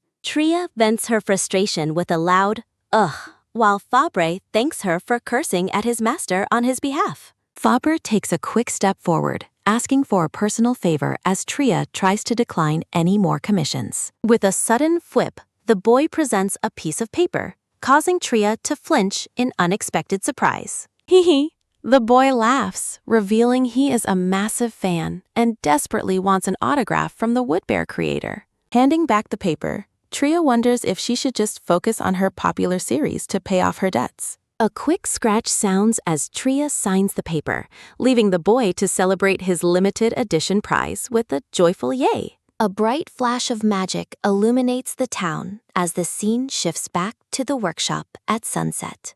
Groaning about her exhaustion, Tria watches as the laughing boy prepares to depart and return to the tower. Tria pauses, asking the boy to deliver a message to Master Kyan that she won't accept any more requests. A soft shuffle sounds as the boy awkwardly declines her request, fearing he cannot possibly go against his master. Crying comedically with a loud sob, Fabre admits his helplessness and suggests Tria seek advice from a merchant forum. Tria looks confused as the boy mentions using a communication device to access advice from other merchants. With a final flash of light, the boy says goodbye, leaving Tria alone to process the day's overwhelming events. Standing alone in the quiet workshop, Tria lets out an exhausted sigh, her shoulders slumped from the sheer fatigue. A soft fsh sounds as a transition occurs, and a mysterious voice asks if Tria is feeling tired. Tria smiles, explaining that something occurred while she slept, followed by a gentle slide sounding in the background. Poofed! Tria reveals Alicia's father is the tower's master, causing a light-hearted splash of laughter to erupt. Tria admits high-ranking people are intimidating, though she's reassured that Alicia's father won't cause any harm. Tria looks thoughtfully into the distance, her expression softening as she reflects on the strange turns of the day. A glowing thought bubble drifts through the air, carrying a soft wish for someone to finally come out. Tria sits patiently by the door, her arms crossed as she waits for a sign of movement. A sudden whoosh echoes as a dark, shadowy figure begins to manifest right next to the startled toymaker. Whoosh, a black-haired man with red eyes appears, coolly stating he can visit Tria whenever he pleases. A gentle rub sounds as the man touches Tria's face, causing her to blush in the warm light. Tria leans in with a playful smile, noticing that the mysterious man has become quite fluent in his speech. A warm smile spreads across the man's face as he gazes at Tria with a newfound sense of affection. Bathed in a soft glow, Tria and the man rest against each other on the floor in quiet companionship. Tria suddenly feels a surge of energy and lets out a rise as she suggests a unique vacation idea. Tria begins to rummage through her things, prompting the man to question where this unique trip will lead. Ta-da! Tria presents a crinkled flyer for Gambling Island, her face lighting up with excitement among the flowers. The man notes she previously trashed the flyer, while Tria lets out an annoyed in the distance. Tria laughs off his skepticism, insisting that a trip to the island would be the perfect vacation. Caw! Caw! Seagulls cry out as they soar through a brilliant blue sky framed by lush green leaves. A powerful whoosh of wind carries the scene toward a picturesque coastal town nestled against the mountains. A gentle pat sounds as a hand rests on a head, signaling a moment of tender care. Clack! A small, black-haired girl is shown tucked away in a grand bed beneath a white canopy. Flash! The girl sits up with a look of pure shock, her eyes wide as she remembers something vital. With a sudden jump, the girl realizes an important guest is arriving today, and she must remain awake. The girl resolves to find clues to save her uncle's future, noticing the hallway is fortunately clear of maids. Creak! The black-haired girl nervously peeks through the heavy doors, her blue eyes reflecting her mounting anxiety. Scurry! Dash! The little girl runs down the ornate hallway, her blue dress fluttering as she moves quickly. Sneak!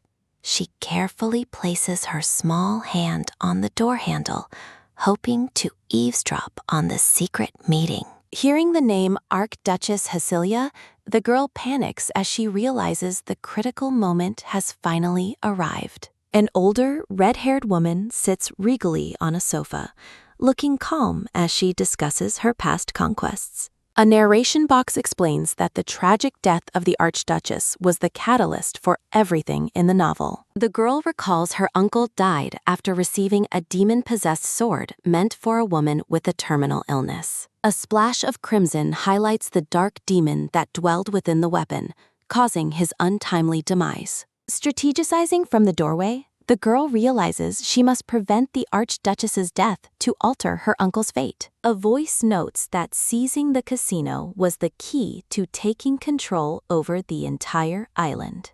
Whoosh! The Archduchess sips her tea with an air of sophisticated grace while sitting in the luxurious room. The woman's sharp green eyes narrow slightly as she finishes her tea, lost in her own deep thoughts. Clack! A man with black hair and yellow eyes sets down his cup across from the regal woman. The man, known as Curious Father, looks on with a steady gaze as magical energy sparkles around him. Haha! The man laughs softly, questioning the Archduchess about her sudden and rather grim statement. A narration reveals the heartbreaking truth that the Archduchess's daughter went missing over 20 years ago. A memory shows the woman hugging a child, noting her daughter would be 23 if she were still alive. Following a manor fire, the devastated Archduchess asked curious father to search for her kidnapped child. Looking down with a heavy heart,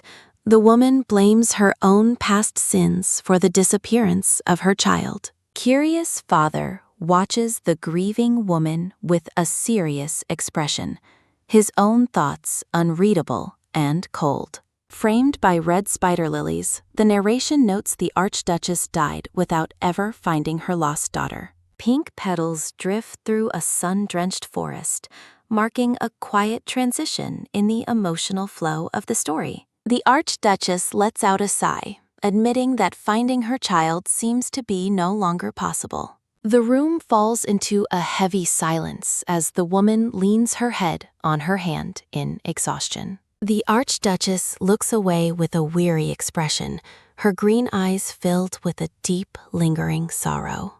A glowing red magical sigil illuminates the darkness as the narrative reveals the Archduchess's name was Aeron Hesilia. Framed in gold, the young red-haired Archduchess stands proudly as the narration praises her genuinely outstanding achievements. Peering through the cracked doors, Arya remains silent as a soft glance catches the figures inside the grand room. A sudden creak sounds as Arya enters, offering a nervous hee-hee while explaining her nightmare about ghosts. Curious father helps the girl stand as the red-haired Archduchess asks if this is the child of Roxia. Cradling the tiny girl, Kiryu's father smiles warmly while the Archduchess watches them with a light-hearted hee-hee. A soft chuckle sounds as the Archduchess admires the lovely young lady, expressing her sincere thanks to the pair. While held by her uncle, Arya asks if the Archduchess has any worries, reflecting on the woman's terminal illness. The Archduchess laughs off the question with a playful hee-hee, unaware Arya knows her health is secretly worsening. Arya resolves to save the woman, recalling a blacksmith at a toy workshop who once discovered the secret cure. Tria appears in a memory among her woodbears, noted for her unique ability to enter a mystical forest. With a determined clench of her fist, Arya vows to find the red-haired blacksmith and win her over. Arya fixedly stares at the Archduchess, wondering if the woman might already be hiding knowledge of her own cure. A sudden, loud "ah" echoes as Tria screams in frustration, surrounded by floating doodles of playful bunny spirits. Arya calls out to her uncle, who looks down at the girl and asks what has suddenly gone wrong. Surrounded by flowers and a floating cute sign, Arya expresses her sudden desire to finally have a toy. Curious father lets out a surprised chuckle as Arya gives a sudden flinch, noting she previously disliked playing with toys. Standing among blooming sunflowers, Arya feels a wave of relief that she no longer has to act mature for her age. A gentle pat sounds as Curious father promises to find the best craftsman and redecorate Arya's room. The Archduchess lets out a weary sigh, noting the overwhelming number of guests arriving at the manor today. A frantic huff-puff sounds as a butler rushes in, apologizing for the interruption to report a massive jackpot win. Curious father listens with a serious expression, his yellow eyes narrowing at the news of the 600 million ruble prize. Letting out a tired sigh, Curious father prepares to depart, while the Archduchess insists on accompanying him to investigate. Framed by vibrant red hibiscus, Curious father smiles as he expresses his deep curiosity regarding the winner's identity. A long stretch sounds as Tria wakes up, letting out a satisfied while reaching toward the ceiling. Sitting up with a refreshed ha, Tria celebrates her good night's rest while her small familiar watches from the bed. The morning sun illuminates a bustling market street where vendors display crates of fresh apples, watermelons, and grains. Resting her chin on her hand, Tria lets out a thoughtful while observing the many knights on the island. Tria cheers with a joyful yay, raising a finger excitedly as she prepares to go out and have some fun. Tria is visibly shocked by the exorbitant 20,000 ruble price tag on a single fish in the market.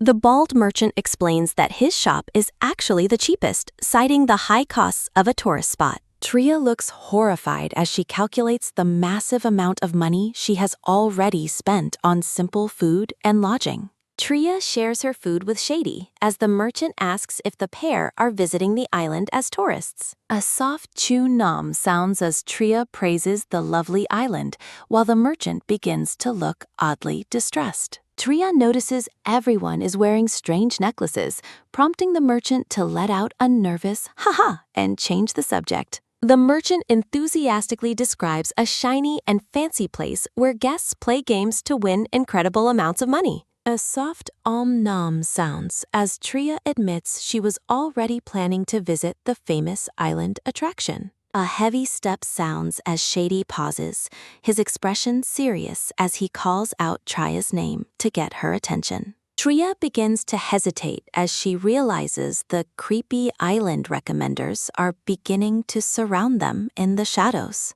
Shady carries Tria and executes a quick dash, fleeing the scene as the frantic merchants chase them with a loud "ah!" Pausing to catch her breath, Tria lets out an exhausted "ugh," while questioning if this is truly a land of happiness. Tria lets out a cheerful hee-hee, giving Shady a playful poke on the cheek to praise his keen powers of observation. Tria looks up thoughtfully, noting that the mysterious black-haired man has never once left her side during their journey. A soft touch sounds as Shady gently reaches out to Tria, causing her to blink in quiet surprise. Shady gazes at Tria with a tender, serene smile, while green leaves drift lazily through the warm air. A gentle stroke sounds as Shady's hand lingers on Tria's face, leaving her looking dazed and curious. As Shady looks away with a pensive expression, a narration bubble wonders about the man's true hidden identity. Shady performs a close lean toward Tria, holding her hands as a shower of colorful stars fills the air. Tria looks utterly shocked as Shady admits he is terrible at games and asks her to teach him how to play. Amidst a sea of blooming red roses, Shady extends his gloved hand toward Tria with a soft, inviting smile. Tria laughs joyfully as petals drift around her, lost in a moment of pure, light-hearted mirth. Her playful energy remains high as she stands with the black-haired Shady, confidently declaring she won't go easy. Suddenly, a powerful slam echoes as a massive pile of casino chips tumbles across the green felt table. A frantic announcement rings out, confirming the unthinkable. The red-haired girl has just hit a massive jackpot. Tria stares in absolute shock at the literal mountain of gold coins and chips towering before her wide eyes. Shady, now tucked inside his small doll form, retreats in defeat after losing 6 consecutive rounds to Tria. A soft peak sounds as Tria cautiously checks her winnings, wondering just how much wealth she has actually acquired. Her heart nearly stops as the document reveals a staggering sum of 600 million rubles in winnings. A sudden gasp escapes Tria as she and the Shady doll reel from the sheer magnitude of her new fortune. With a sharp gasp and a quick whip, she realizes this windfall is enough to clear every last debt. The heavy stomp of footsteps startles Tria, pulling her attention away from her riches as someone approaches the scene. A frantic stampede erupts as desperate gamblers yank and pull at Tria, begging to buy her lucky energy. An agonized "ack" sounds as Tria is grabbed, falling backward with a heavy thud during the chaotic mob's frenzy. Shaded silhouettes close in with a steady step, looking more like a zombie den than a land of happiness. Tria yells for everyone to calm down as the overwhelming pressure of the greedy crowd begins to suffocate her. A sudden, sharp "fsh" sounds behind her, causing Tria to turn with a confused expression as the crowd parts. A heavy sense of doom fills the air as Shady's dull form trembles with rage, prompting Tria's desperate gasp. Tria worries that she has become careless, knowing the temper Shady has been suppressing is reaching its breaking point. She tries one last time to call for order as a new, commanding presence enters the grand casino hall. The crowd begins to scatter and shuffle as a tall man and the red-haired Archduchess stride into the room. Curious, appearing as the manager Herdian, approaches Tria alongside the Archduchess as a steady step echoes through the hall. A soft reach sounds as a hand is extended toward the fallen girl, signaling an offer of assistance. Tria cautiously places her small hand into the man's grasp, looking up at the handsome stranger with curiosity. She notes the pair are using aliases, feeling a sense of shamelessness as they offer her a bright smile. Curious offers his apologies for the delay and sincerely congratulates Tria on her good fortune with a warm smile. Tria is momentarily dazed by the man's appearance, privately admitting that he is incredibly handsome and striking. She compares Curious' sharp, aristocratic elegance to the delicate beauty of Alicia's father, noting the difference in their vibes. With a firm step, the black-haired man moves closer, remarking that great gifts naturally follow those blessed with luck. He offers a complimentary hotel room and meals with a charming smile, which Tria gratefully accepts with a nod. Watching from behind, the red-haired Archduchess sighs, pitying Tria as she suspects Curious intends to seize the girl's winnings. Curious continues his polite pitch, inviting Tria to a larger VIP room filled with free food and games. Tria wonders if casinos are normally this generous, while the shady doll clings to her with a grumpy expression. With a cheerful prompt, Tria agrees to follow them to the VIP room, her mood lifting at the offer. Tria is momentarily stunned by the sparkling VIP room, though a sense of unease lingers as she observes her surroundings. She notices the tired, drained expressions of the other guests, prompting a quiet, confused question to herself. As Curious approaches with a steady step, Tria covers her nose, admitting she finds the smell of drugs repulsive. Curious lets out a soft ha-ha while smiling, suggesting they move to a private, quieter room further inside. Tria scurries away as the Archduchess lets out a loud ah-ha-ha, leaving the manager looking baffled by the girl's speed. Curious' expression darkens as Aaron laughs at his failed charm, suggesting the girl is simply indifferent to his looks. Tria is awestruck by the sheer sparkle and twinkle of the private room, which is filled with opulent, golden decor. Curious suggests a friendly card game, though Trias's internal guard remains high as she suspects a potential trap. She agrees to play despite her lack of confidence, following the manager as he leads her deeper into the suite. Sitting stiffly in an ornate chair, Tria looks blankly at the table, her mind racing to process the situation. Chips are heaped high on the table as Tria realizes she is being systematically drained of her massive winnings.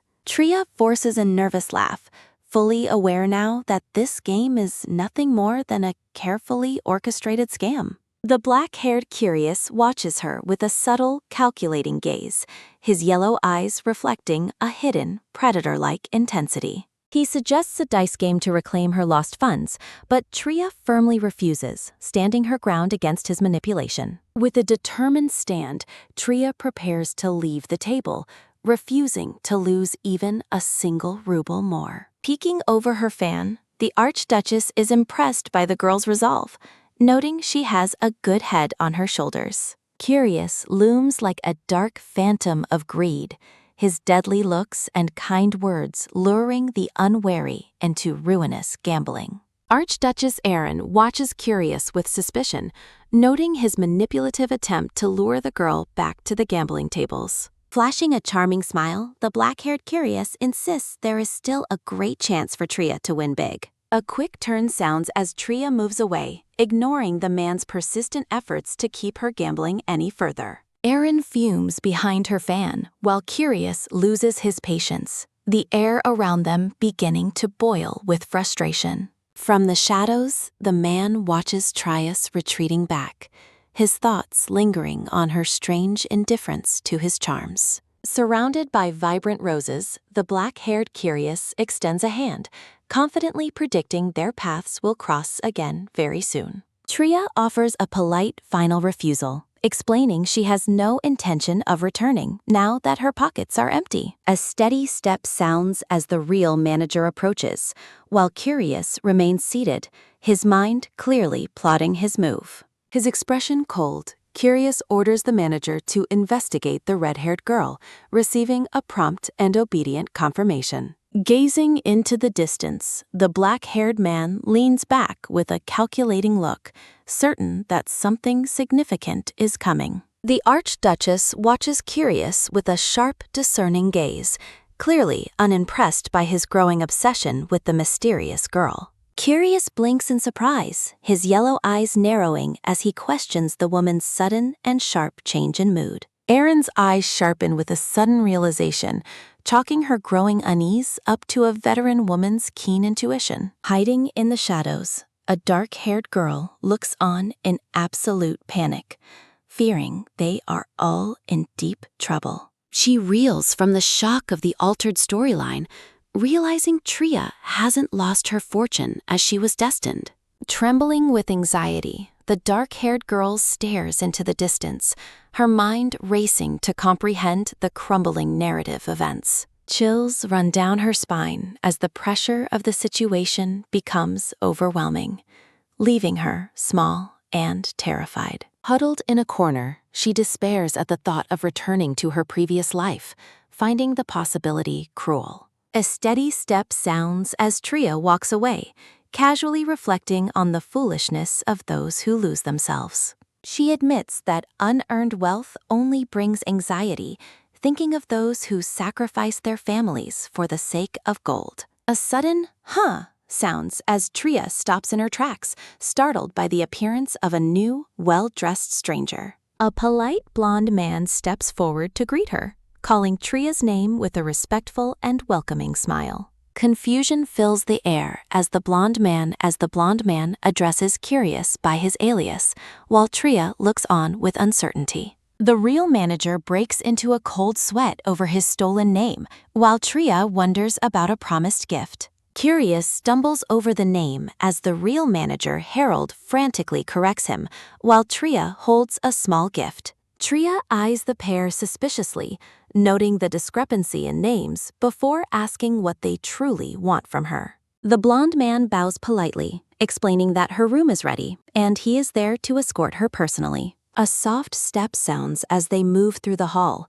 though Tria's lingering doubt remains visible on her face. The manager wonders at Tria's calm demeanor after losing millions, just as Curious calls out to stop her. Tria lets out a confused turning back once more as the situation becomes increasingly bizarre and persistent. Looking entirely doubtful, Tria wonders why the casino staff are being so unusually aggressive with their hospitality and kindness. A sudden prompt sounds as Tria decides to accept the offer, though she feels a strange sense of déjà vu. The doors swing open to reveal a breathtakingly opulent bedroom, decorated with gold, fine art, and vibrant flowers. Tria is visibly shocked by the sheer extravagance, while Harold encourages her to enjoy every luxury provided for her.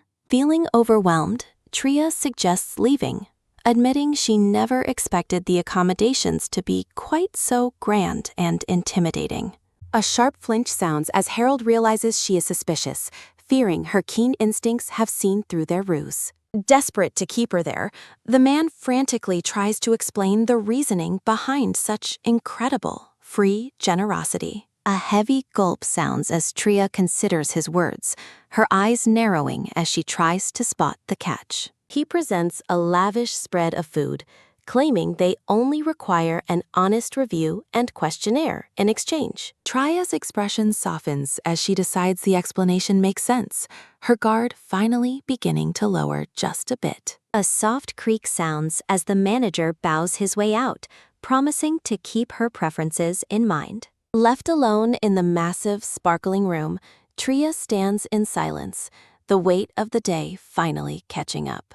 A quick nod from her familiar confirms Tria's suspicion as she examines a small bell, wondering if it's magical. A tired yawn sounds as Tria sits on the edge of the plush bed, ready to leave the long day. The evening sky turns a deep, starry blue over the silent forest, signaling the end of her chaotic adventure. A soft zzz sounds as Tria drifts into a deep sleep, clutching her small, dull familiar close for comfort. Morning light brings a long yawn as Tria wakes up, feeling soft and cozy beneath the thick, white duvet. She pauses, her attention drawn to the door as if sensing someone's presence waiting just outside her room. A sharp clack sounds as Tria opens the door, peering out with a curious and slightly wary expression. Framed by a sea of red roses, Curious offers a charming smile, greeting Tria with elegant, practiced grace. Tria, the red-haired girl, looks up in sudden surprise as an exclamation mark pops above her head. From a high angle, Tria huddles like a small ball on the ornate rug while Curious stands nearby. The black-haired Curious offers a soft, handsome smile, his golden eyes filled with an unsettling yet charming warmth. Tria touches her cheek thoughtfully, her wide eyes reflecting a growing curiosity about the man and the situation. A tired yawn sounds as Tria covers her mouth, while Curious watches her with a patient, amused expression. Surrounded by white hydrangeas, Tria continues her wide, sleepy yawn, clearly exhausted after the day's chaotic events. Curious notes Tria's connection to a specific craftsman, privately musing that the girl possesses many exploitable weaknesses. A sharp flinch sounds as Curious reacts to a sudden presence, while Tria looks on with confused concern. A black-haired girl in a dark dress skips forward, asking if Curious is acquainted with the red-haired woman. Curious laughs as Tria looks skeptical, while he silently thinks that the little girl is the truly pretty one. A dark, oppressive vision of a blue-haired woman and a pink-haired child appears, creating a sense of foreboding. Tria makes a face, claiming an allergy to pretty girls and rich men, while Curious looks on, baffled. Tria asks if the man is babysitting his niece before deciding to step inside the room for a moment. A heavy silence fills the hall as Tria's blanket drops, leaving the man and girl standing perfectly still. Looking blue and embarrassed, Tria offers a sincere apology to both the man and the curious little girl. Tria touches her chin, asking if everything is truly all right after her awkward and blunt social display. Framed by vibrant flowers, the black-haired Curious offers an elegant smile and extends a welcoming hand toward Tria. Tria politely declines a sightseeing invitation, explaining with a prompt reply that she simply isn't feeling up to it. A sudden crack sounds as Curious's composure shatters, his face twitching behind a strained, forced smile. Tria remains firm in her refusal for the following day, as Ariadne watches the interaction with quiet curiosity. Ariadne looks visibly shocked, her face turning blue with sweat as a heavy silence hangs over the room. A sharp gasp sounds as the little girl reacts with sudden realization, her eyes widening in a moment of panic. Tria looks down toward the girl, her expression softening into a look of calm, gentle understanding. Tria questions a name while Ariadne looks on with a bead of sweat, her expression filled with nervous tension. The little girl winks and excitedly introduces herself as Ariadne, asking the red-haired Tria for her name. Tria and the man look down at the tiny girl, who appears small and vulnerable in the large room. Ariadne laughs softly while waving goodbye, wishing Tria sweet dreams before she heads off to rest. A sudden gasp sounds as Ariadne stares with wide blue eyes, her expression one of utter, breathless surprise. Tria kneels down to the little girl's level, offering a kind smile as she comforts her with gentle words. A deep blush creeps across Ariadne's face as she stammers a shy thank you to the kind red-haired woman. Tria feels a sense of pride, satisfied that she prevented the moment from becoming a bad memory for Ariadne. Ariadne stands alone, her head bowed in quiet contemplation as sparkling light surrounds her small, lonely figure. Faded light filters through the air, highlighting a series of geometric shapes as the scene begins to transition. A quick clench sounds as Ariadne grips her dress, her small hands reflecting a sudden surge of internal resolve. Tria sits amidst roses, reflecting on her desire to find a way to make everyone around her truly happy. Ariadne shouts a firm refusal, her face strained as she rejects an idea with a loud and determined cry.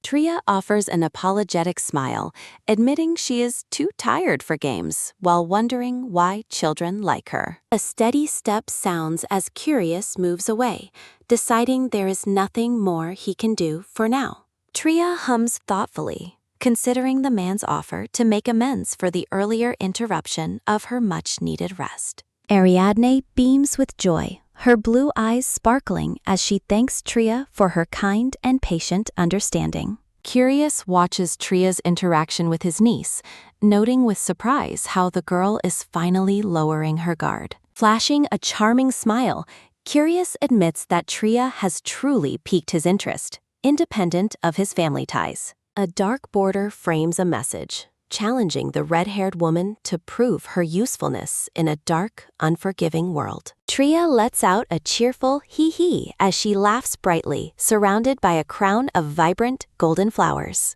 A soft ha-ha sounds as Curious and Tria share a light-hearted moment of genuine laughter and mutual amusement. Curious offers a warm, sideways glance, promising to personally prepare and bring some food for Tria to enjoy. Tria lets out a thoughtful initially feeling reluctant to accept more help while the little girl watches hopefully. Tria finally agrees with a bright smile, conceding that a quick meal shouldn't take too long to finish. Turning her head slightly, Tria hums with curiosity as something catches her attention from just behind her. A sudden pull sounds as the blue-eyed Ariadne tugs on Tria's clothes, standing amidst a field of purple hydrangeas. A soft pat sounds as Tria gently strokes Ariadne's hair, leading the curious little girl to ask what she's doing. The weight of the novel's dark title looms over the scene, foretelling a world ruined by a demonic sword. A sudden freeze sounds as Tria's expression stiffens, paralyzed by the shocking realization of the tragic story unfolding. Ariadne looks on with a nervous bead of sweat, her wide eyes reflecting a hidden, growing anxiety about her uncle. Memories of a painful past life flood back, as Tria recalls being an unloved child bullied by her own family. The vision of her cruel half-brother pulling her hair highlights the torment Tria endured before her eventual reincarnation. Trapped in a burning closet, Tria remembers finding solace in a novel as she accepted her first life's end. Before her death, Tria prayed for a second chance at happiness while clutching her digital reader amidst the flames. Amidst soft flowers, Ariadne beams with joy as Tria notes how much Curious truly adores his young niece. An ominous crack tears through the darkness, signaling that the current peace and happiness are fated to soon vanish. Looking small and determined, Ariadne stands framed by white hydrangeas, her innocent face masking a heavy internal burden. Tria's eyes widen with a mixture of pity and shock as she realizes Ariadne's situation mirrors the novel's tragedy. A sharp clench sounds as Ariadne grips her dark dress, desperate to maintain the life she finally worked to build. A soft sob sounds as the little girl breaks down, wishing only for a long and happy life with her uncle. Tria watches the child with a pained expression, her heart aching for the small girl facing such a terrifying future. A loud honk sounds as Tria kindly helps Ariadne blow her nose, trying to soothe the girl's intense grief. Sparkling light surrounds a realization that only two major changes have occurred in the story's timeline so far. A quick glance sounds as Ariadne peers up through her tears, looking shyly toward the woman who comforted her. Tria falls into deep thought, wondering if there is any way to prevent the uncle from ever finding that demonic sword. Vibrant sparkles surround the pair as Tria awkwardly admits to herself that she is simply not very good with children. Turning with a gentle look, Tria responds to the little girl's call, her guard having softened significantly. Ariadne clasps her hands together in a silent plea, her blue eyes shimmering with hope and a secret desire. A bright haha sounds as Tria laughs off her own awkwardness, while a silly mental image pops above her head. Ariadne begins to stammer a request, her voice trembling slightly as she prepares to ask for something truly important. A sudden flinch sounds as Tria reacts to a surprising mention of debt, her face obscured by the morning light. A curious tilt sounds as Ariadne leans in, softly calling out Tria's name to regain her drifting attention. A warm ha-ha sounds as Tria asks what Ariadne wants, offering her a kind and patient smile. Looking utterly sincere, the small girl admits that she is lonely and desperately needs a true friend. A quick puffed sounds as Tria giggles at the idea, pointing out the massive age gap between them both. Tria lets out a confused, huh?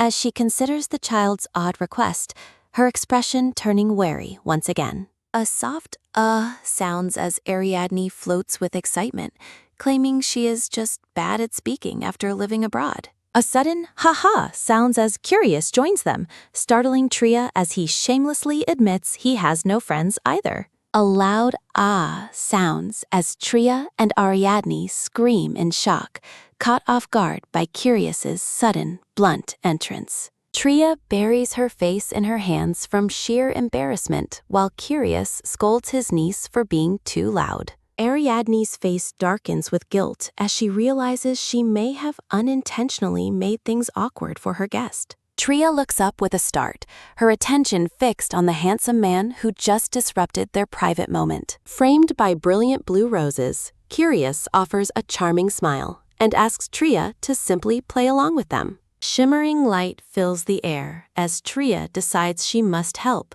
resolving to do it entirely for Ariadne's sake. Tria blushes deeply and looks away, privately admitting to herself that Curious is exactly her preferred type of man. A soft nod sounds as Tria agrees to the man's plan, deciding to go along with the little girl's request. Ariadne watches the exchange with bated breath, her expression a mix of hope and lingering, nervous uncertainty. A quiet droop sounds as Ariadne's head bows, her energy fading as she waits for the final verdict. A loud ahem sounds as Tria clears her throat, preparing to make a grand and helpful social gesture. Ariadne's eyes sparkle with renewed life as she looks toward Tria, sensing a positive shift in the room. A steady reach sounds as Tria extends her hand, initiating a formal introduction to seal their new agreement. A soft smile sounds as Curious gazes at Tria with warmth, politely introducing himself to the red-haired woman. Their hands meet in a firm clasp, symbolizing a new alliance formed for the sake of the little girl. A gentle nod sounds as Ariadne beams with happiness, delighted that Tria is finally being so kind to her. Dark thoughts loom as Tria reflects on the mystery of her lack of a last name despite her adoption. Curious's golden eyes narrow with intense interest, his unsettling smile suggesting he has seen through Tria's many secrets. Tria reflects on the child's lack of love, while Curious asks if she is starting to feel hungry. Curious apologetically admits he has kept his guests waiting far too long as they gather in the room. A vibrant spread of food and glowing sunflowers decorate the table, creating a warm and welcoming dinner atmosphere. Tria and Curious share a light-hearted moment of genuine laughter. Tria mentions her toy workshop, privately thinking she has been far more than just an owner lately while eating. A firm press sounds as Tria uses her silverware to cut into her food during their polite dinner conversation. Curious offers a gentle, blushing smile, surrounded by cute bunny patterns as he enjoys the red-haired woman's company. Thought bubbles suggest moving the workshop to Hayfall would provide better financial benefits and show off Tria's true abilities. A steady rise sounds as Tria stands up, politely explaining that she simply cannot afford to move her workshop. Tria smiles softly to herself, deciding that she does not need to share the deeper details of her situation. Curious's smile remains charming as he offers to treat Tria to dinner again and provide a tour tomorrow. A sudden lean sounds as Curious places his hands on Tria's shoulders, causing her to look up in surprise. Tria looks dizzy and overwhelmed as Curious leans in closer, his gaze filled with intense, sparkling, and charming interest. A warm smile plays on Curious's face as he looks at Tria, his golden eyes glowing with genuine affection. Curious waves goodbye as he leads the happy Ariadne away, leaving a blushing and startled Tria standing alone. Tria lets out a sleepy yawn, wondering if she should just sleep until tomorrow since she has no work. Tria is caught in a sudden hug from behind, her heart going ba-doom as she realizes Shadi has returned. A loud crash sounds as the scene shifts abruptly, reflecting a moment of high energy and sudden, chaotic movement. A soft fluff sounds as Shady and Tria tumble onto the bed together in a tangle of limbs. Tria lets out an in surprise, telling Shadi he startled her as they land on the soft mattress. Shady stares down at Tria with a somber, intense expression, the air between them thick with unspoken, heavy emotion. Tria smiles as she clarifies their friendship, but Shadi insists that he has known her the longest of all. Looking up from the bed, Tria wonders why Shady is saying such things, her face filled with quiet confusion. Shady's red eyes soften with a hint of sadness as he notes that Tria does not look happy. Tria offers a forced smile, asking why he thinks that, while Shadi bluntly replies that Curious is an unpleasant man. A soft murmur sounds as Shadi insists he was her first friend, leaving Tria questioning what he truly means. Shady smiles gently while framed by white lilies, his gaze fixed on Tria with a look of deep loyalty. Sharp vertical lines fill the frame, creating a sense of transition and building tension for the upcoming royal scene. The scene shifts to the back of a man in a dark coat, standing alone against a deep darkness. Intricate silver and purple patterns frame a pair of legs walking through the dark, signaling a powerful royal presence. The red-haired Archduchess sits regally before a document, her expression solemn as she considers the information she has received. The Archduchess stares forward with a cold, piercing gaze, her green eyes reflecting a life of hardened royal experiences. A firm nod sounds as Curious confirms he investigated Tria after the Archduchess felt something strange about her. The Archduchess reads a report, noting that while she is curious, it's unlikely Tria is her long-lost daughter. Closing her eyes, the older woman looks pained as she reflects on her lingering, perhaps foolish, attachment to hope. Text blocks explain the massive distance to the border, noting that travel would take a month without using magic. A weary sigh sounds as the Archduchess admits she is being foolish for refusing to let go of her past. Curious looks on with a somber expression, admitting that he also held a sliver of hope for a different outcome. The Archduchess reflects on her age and growing fatigue, thinking it may finally be time to give up her search. Surrounded by roses, the Archduchess remembers the missing communication device and her hope for her daughter's eventual return home. Curious looks forward with a stern, focused gaze, his expression hardening as he listens to the aging Archduchess's words. Framed by blue roses, the Archduchess asks the man not to be too harsh on the girl named Tria. A shadow falls over the man's face, though a faint, unsettling smile plays on his lips as he listens. Curious offers a dark smile, mockingly addressing the Archduchess as he agrees to follow her personal royal request. A soft pat sounds as a gloved hand rests on Tria's red hair, offering a moment of quiet comfort. Shady looks down with a calm, reassuring expression, telling Tria that she does not need to worry anymore. Little Ariadne looks up with wide blue eyes and a look of pure, innocent surprise at the sudden visitor. Tria lets out a sleepy yawn, asking what brought the visitors so early in the morning to her bedroom. Ariadne beams with delight and offers a polite thank you as Tria opens the grand golden doors for her. Little Ariadne looks away with a blush, feeling nervous about her first attempt to change the future. Ariadne imagines a happy future living alongside Tria as they sit together at the dinner table. Surrounded by shimmering blue hydrangeas, the black-haired girl gasps in sudden, wide-eyed surprise. Ariadne reacts with shock when she hears about his salary and the promise to pay off her debt. Looking slightly embarrassed, the little girl offers a sheepish smile as she attempts to explain herself. Tria remains stoic and unimpressed, her steady gaze fixed forward as she processes the strange offer. Framed by delicate pink flowers, Tria firmly insists on settling her own debts without help from friends. Ariadne's expression softens into a regretful look as she realizes she may have overstepped her bounds. Tria tilts her head curiously while looking down at the small, apologetic child standing before her. Tria stammers nervously, pointing a finger at herself as she tries to find the right words. A friendly man named Herdian approaches with a warm smile, though his presence seems to unsettle Ariadne. Tria laughs awkwardly as Shady looms behind her, his intense red eyes creating a heavy, uncomfortable atmosphere. Turning back with a smile, Tria introduces the dark-haired Shady to the island's head manager, Herdian.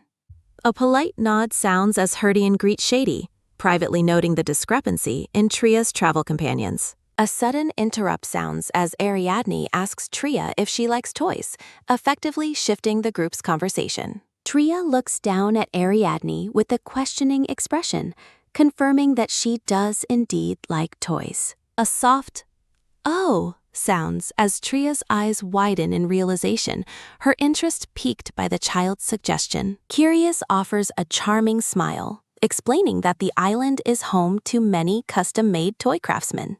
Shimmering images of carousels and sweet treats illustrate the island's reputation for providing everything one could need. A soft pat sounds as Curious rests his hand on Ariadne's head, smiling warmly as they discuss toys. Tria's eyes sparkle with excitement as she drags Shadi along to visit a professional toy workshop. Tria is momentarily overwhelmed by the bustle and hustle of the busy workshop floor as they enter. A sudden ta-da sounds as they find the workshop sign, though Tria and Shadi both find it tacky. A quiet shh sounds as Tria silences Shady's complaints, hiding behind him to avoid being seen. Surrounded by cute bear patterns, Tria reflects on the educational value of observing a systematic production process. A firm nod sounds as Tria covers Shady's mouth, forcing him to stay quiet during their tour. Tria laughs nervously at Herdian while Ariadne watches them with a look of pure, wide-eyed curiosity. A sharp volt sounds as Tria flinches at a sudden shout ordering a child to get out.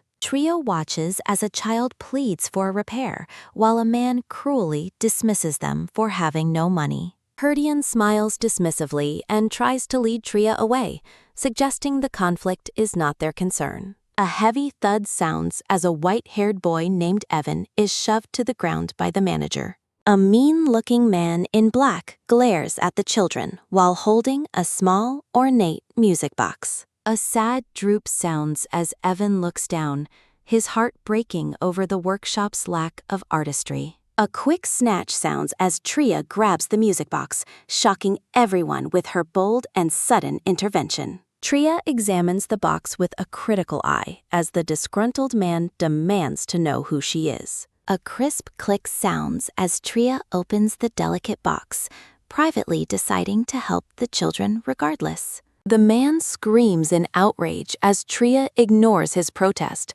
her focus entirely on the broken mechanism. Evan and his sister look up with shimmering eyes, filled with hope at Tria's unexpected offer to help. A gentle pat sounds as Tria comforts the white-haired boy, acknowledging the box is precious to him. A rhythmic clatter sounds as Tria listens to the music box's internal cogs, diagnosing the intricate problem. A wary glance sounds as the mean man watches Tria's movements, his expression full of doubt. A steady turn sounds as Tria begins the repair, using a screwdriver to adjust the box's delicate gears. A series of brush, crick, and pour sounds mark Tria's expert restoration of the intricate music box. A warm blush sounds as Evan smiles brightly, his eyes sparkling as Tria returns the fixed box. A dazed look crosses Herdian's face as he stares at Tria, utterly stunned by her expert craftsmanship.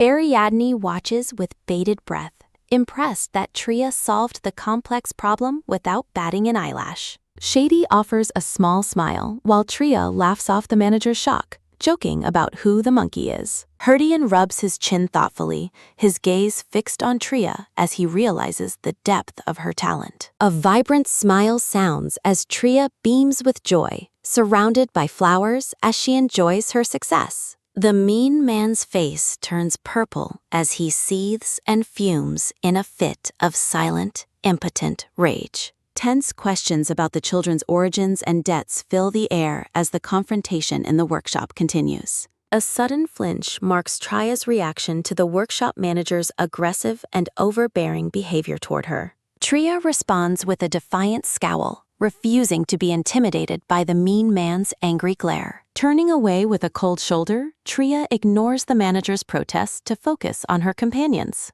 A thoughtful tilt of the head follows as Herdian observes Tria with a look of growing intrigue. A weary pew sounds as Tria tries to shake off the lingering tension of the unpleasant encounter. The manager continues to seethe and hiss in outrage, frustrated that Tria has disregarded his authority. Shady leans in close, darkly offering to knock the man out if he continues to bother Tria. Tria calmly rebukes the man, pointing out that his anger stems from his own lack of technical skill. Herdian looks flustered while watching Evan, thinking that he definitely recognizes the young, white-haired boy. A sharp gasp sounds as Ariadne realizes that Tria's kindness has fundamentally altered the original story's course. Shimmering visions reveal that Evan is destined to become the male protagonist and a legendary future mercenary. Ariadne turns in shock, marveling at how Tria's intervention with the music box changed Evan's tragic fate. Tria stands with quiet dignity, completely unaware of the massive ripples her small act of kindness created. Internal thoughts highlight that Tria is the essential key to changing the dark destiny of Ariadne's uncle. Ariadne clenches her fist with determination, vowing to help Tria forge a new and better path. The mean manager screams a foul insult, his rage reaching a boiling point after being publicly humiliated. A sudden whoosh sounds as the manager lunges toward Tria, intent on physically venting his frustration. A firm clasp sounds as the manager's arm is intercepted mid-swing by a powerful and unexpected hand. A cold smile plays on Herdian's lips as he squeezes the man's wrist, offering a chilling warning. Framed by purple flowers, Herdian maintains a pleasant smile while hiding his true, dangerous capabilities. A quick shing sounds as Shady pulls Tria back, while she wonders how Herdian moved so fast. The white-haired boy, Evan, calls Tria his savior, his eyes wide with pure, unfiltered gratitude. Tria laughs awkwardly, modestly insisting that she doesn't deserve such a grand title for a simple repair. Evan stares up with a blush and sparkling eyes, clearly smitten by Tria's unexpected compassion and skill. Evan offers to work as a mercenary to repay her, but Tria dismisses the notion as unnecessary. A determined "ha" sounds as Evan pouts, showing his stubborn desire to prove his worth to her. Tria looks away thoughtfully, perhaps reflecting on the harsh reality the children on this island face. Evan and Ariadne look solemn as they lament the lack of empathy and dreams in the adults around them. Softening her expression, Tria offers a gentle smile and asks the brave young boy for his name. A vibrant beam sounds as Evan lights up, eagerly asking how much he owes her for the fix. Ariadne watches nervously, worrying that any payment might cause the future mercenary to hold a grudge later. A panicked arg sounds as Ariadne imagines an adult Evan seeking revenge for Tria taking his money. A quick grab sounds as the worried girl clings to Tria's sleeve, desperate to prevent a future conflict. Tria tells Ariadne to stay quiet as she finishes the transaction, keeping her focus on the boy. Tria decides to accept only 3 rubles, shocking Evan with her incredibly low and generous price. Tria sternly explains that she is only charging for the materials she used from the workshop. Herdian watches from the side, privately thinking Tria is foolish for not taking more advantage of the situation. Narratives describe the dark reality of the gambling island, where those without gold are sold into servitude.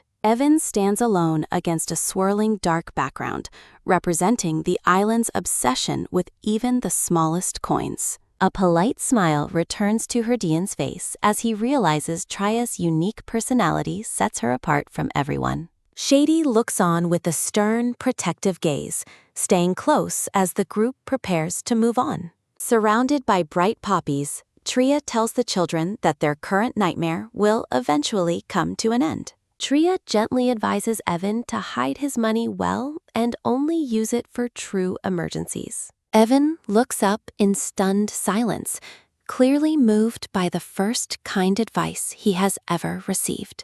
Tria begins to walk away, having finished her business with the children and the workshop manager. Evan looks down at a small tool in his hand, confused by the world of craftsmanship Tria introduced. Looking down at the restored music box, Evan feels a sense of awe at the second chance he's received. Tria puts a finger to her lips, playfully telling Evan to open a hidden gift once he is home. Evan calls out in a flustered state, desperately trying to learn the identity of his mysterious benefactor. Evan and his sister stand together outside the workshop, looking small and vulnerable as they face their uncertain future. Tria blushes fiercely as she shouts a heartfelt apology, her face framed by cute unicorn stickers and stars. A soft sigh sounds as Tria worries about causing trouble, while Shadi comforts her, and Herdian watches with regret. Ariadne looks up at Tria with a determined shout,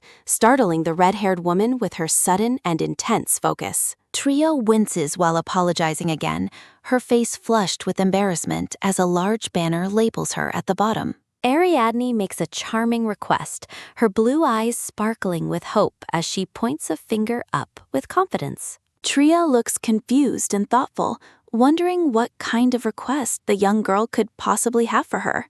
A sudden step sounds as Ariadne walks away, claiming she isn't sad about being unable to buy a toy. Ariadne pleads with shimmering eyes and clasped hands, asking Tria to help her gift something special to the children. A thoughtful sounds as Tria considers the request, privately reflecting on the necessity of working for one's food. A nervous ha-ha sounds as Tria mentions her busy schedule, but Ariadne insists the gifts aren't meant to be free. A quick glance follows as Tria realizes the workshop's toys were underwhelming and wouldn't make the boy happy anyway. Tria offers a warm smile, prompting a joyful hee-hee from Ariadne as the two find a common understanding. Tria asks for clarification, while Ariadne warns that the upcoming task might be quite difficult for her to handle. A soft whisper and sharp flinch sound as Tria warns Ariadne against the heartbreak of abandonment after hollow pity. Tria questions Ariadne's desire for friendship, though the girl secretly admits she doesn't actually want to be friends. Tria gestures for silence, her expression turning distant as she reflects on her own habit of avoiding close connections. A dark smile plays on Herdian's lower face, his expression turning chillingly serious as an oppressive energy fills the air. Herdian asks Shady what the matter is, maintaining a pleasant facade while standing before the distant town buildings. Herdian suggests they still have plenty of time, his amber eyes glowing with a mysterious and knowing intensity. Shady maintains a serious, red-eyed gaze, looking back at Herdian with a sense of deep suspicion and caution. Tria looks away thoughtfully, admitting she might be distancing herself as she reflects on her recent behavior. A new bubble suggests Tria return to the hotel and rest after Herdian reveals he prepared a carriage. Surrounded by bright blue flowers, Herdian smiles brightly while Shady watches him from behind with a bewildered expression. A sudden shocked sounds as Shadi reacts to Herdian's casual remark about the delicious local food they've enjoyed. A series of chirp sounds fill the bright, clear sky as the scene transitions toward the end of the day. Tria collapses onto her bed with an exhausted shout, finally letting go after a long and stressful day. A soft tap sounds as Tria lies in bed, surprised to find herself thinking that Herdian is a good person. Tria reflects on Herdian's offer to guard the children, realizing her initial poor impression of him might have been wrong. A soft sit sounds as Tria notices Shady in his small, hooded creature form sitting on the bed beside her. A sad droop sounds as the small creature looks down dejectedly, his button eyes reflecting his low energy state. A series of wave and flail sounds mark Tria's laughter as Shady struggles, unable to transform back into a human. Tria holds the small creature affectionately, suggesting they both turn in early to recover from the day's exhaustion. The night sky glows over the castle buildings as Tria whispers a gentle good night to her companion. A rhythmic chirr sounds in the quiet night as Tria questions if she overdid things during the busy day. A quiet ugh sounds as Tria tosses in her sleep, her face etched with distress during a restless dream. A quick scurry sounds as the small creature moves across the bed, alerted by Tria's pained moans in the dark. A gentle pat sounds as Shadi tries to comfort the red-haired girl while she struggles through a difficult nightmare. Internal narration reflects on Tria's past suffering and the many dark things that once threatened her very existence. The thoughts reveal a deep desire to devour the threats around her and keep Tria in the safest possible environment. Tria mutters a plea for her father in her sleep, her expression full of lingering grief and vulnerability. A dark silhouette looms as the narration explains why he decided to stop involving himself in her business. Shady watches from a distance as Tria and Herdian walk together, his focus intense and protective as he follows. A soft murmur sounds as Tria whispers Shady's name in her sleep, her face showing signs of internal turmoil. A sharp flinch marks Shady's reaction as Tria continues to struggle, her restless movements worrying the small creature. Shady's small paw reaches out tentatively while he considers offering water or a lullaby to soothe her distress. A rhythmic tick-tock sounds as Shady laments his inability to speak and comfort her without his human form. The small, hooded creature stands proudly among daisies, carrying a tiny bag as he looks up with determination. A series of wriggle and flail sounds follow as Shady moves frantically, trying to wake or comfort the dreaming girl. A relieved pew sounds as Shady finally settles down, watching over Tria as she falls into a peaceful sleep. Tria remembers the small creature bringing her fruit and helping with chores whenever she was overwhelmed and busy. A sharp fling sounds as the small creature, Shady, is thrown unexpectedly into a lavishly decorated room. A loud freeze sounds as the black-haired girl stops in her tracks upon seeing the small, hooded intruder. Flashbacks fly by as Ariadne realizes she has seen this strange creature near Tria several times before. Startled exclamations fill the air as Ariadne and Shady scream in mutual shock at being discovered by each other. Tria tosses in her sleep, grumbling that things are becoming far too complicated as a dark storm cloud brews. A firm smack sounds as Ariadne slaps her cheeks to regain focus, determined to handle the strange situation. Ariadne feels a sharp sting of regret, realizing she has missed important events by going to sleep too early. A rhythmic step sounds as Ariadne walks down the hallway, deciding to stay awake and talk to her friend.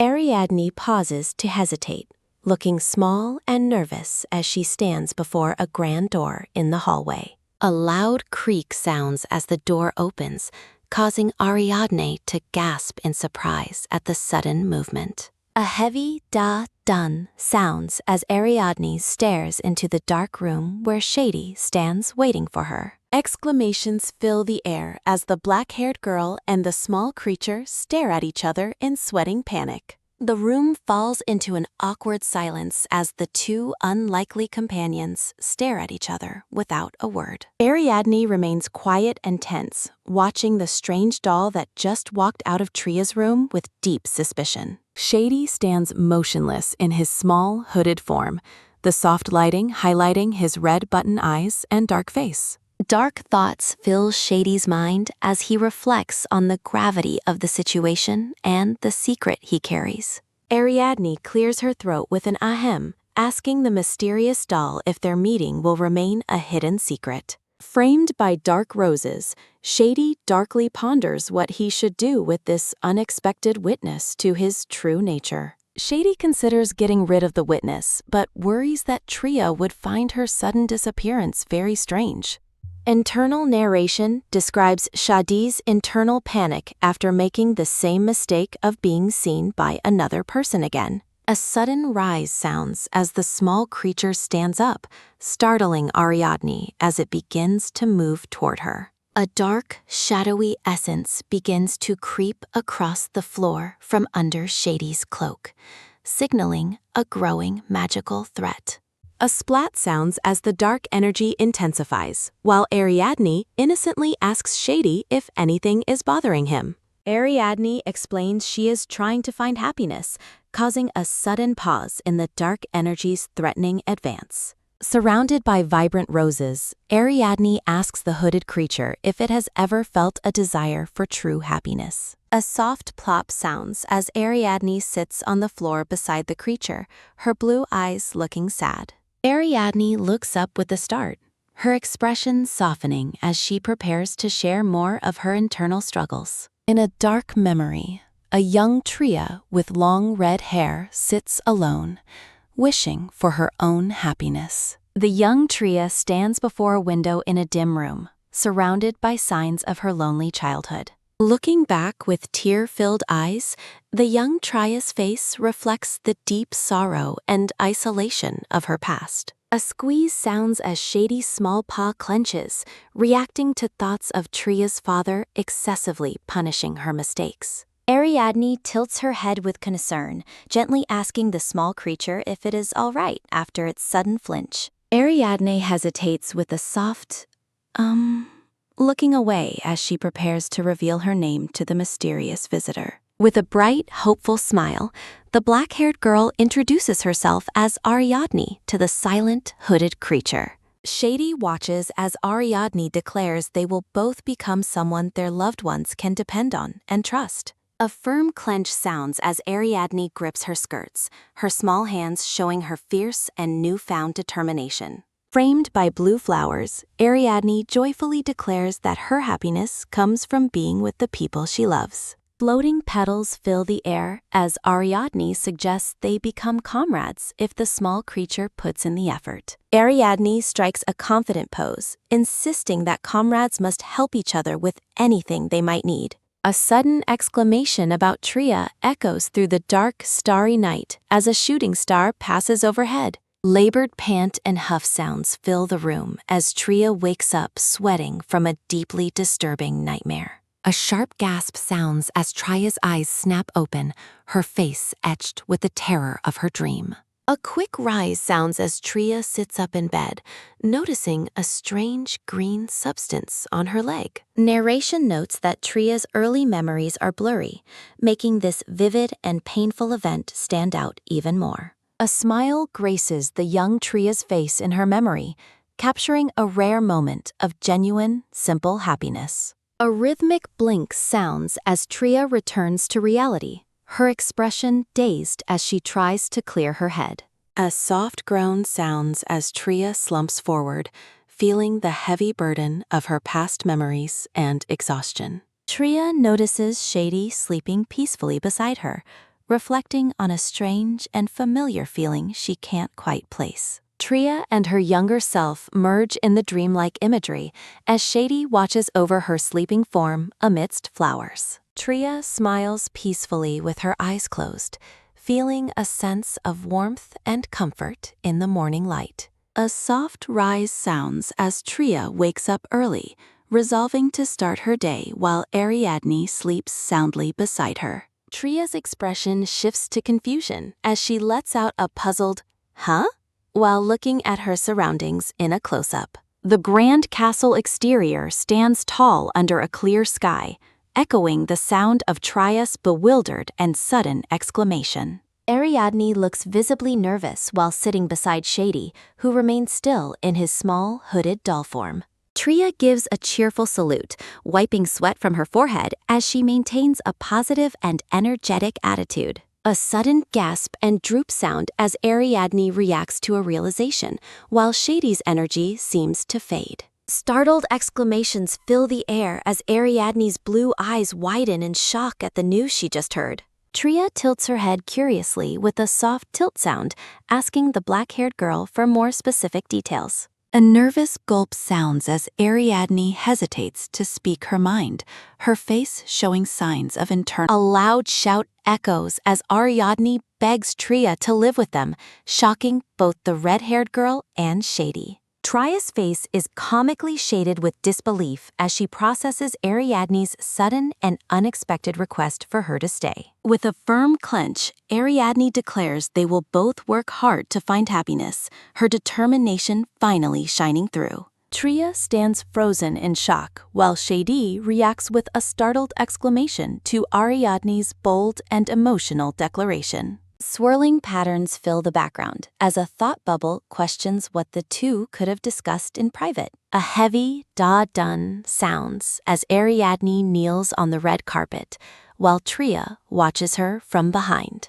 Ariadne wonders why Tria wouldn't want to live at the manor, since her uncle is practically perfect. Surrounded by white flowers, Ariadne offers to be Tria's patron and help her marry her handsome uncle. A quiet groan sounds as Tria reflects on how Ariadne's immature mindset is complicating the current situation. A soft stroke sounds as Tria pats Ariadne's head, suggesting they meet again at her workshop later. Tria hums with a soft, looking thoughtful as she considers Ariadne's strange and childish suggestions about her uncle. Tria makes Ariadne promise to keep Shady a secret from her uncle to avoid any future complications or questions. A bright sparkle sounds as Ariadne wonders if this shared secret means Tria has finally started to trust her. Ariadne suddenly shouts that she needs to confirm the details of their next meeting before Tria leaves for good. Framed by blue flowers, Ariadne explains she specifically needs Tria's expertise to fix an item belonging to her mother.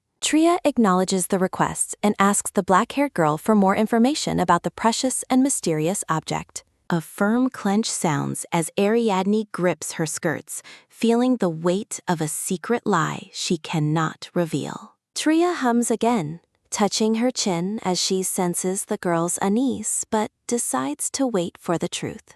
At the harbor, a heavy ha sounds as Herdian sighs, feeling regret over the briefness of their time together. Herdian looks gloomy, lamenting that he couldn't spend more time with the person he considers his first real friend. Herdian's gaze becomes intense and questioning as he asks about the promise mentioned between Tria and his niece. Tria smiles brightly among yellow flowers, confirming that she made a secret promise with Ariadne that must remain hidden. Ariadne laughs cheerfully while Herdian looks on with a bewildered and surprised expression at their sudden closeness. A loud boing sounds as Ariadne waves goodbye from the departing ship, having thoroughly enjoyed her time with Tria. Ariadne looks back thoughtfully at the departing shore, her expression becoming more serious as she reflects on Tria. Surrounded by blue roses, Ariadne smiles happily, confirming she truly likes Tria and wants to play together every day.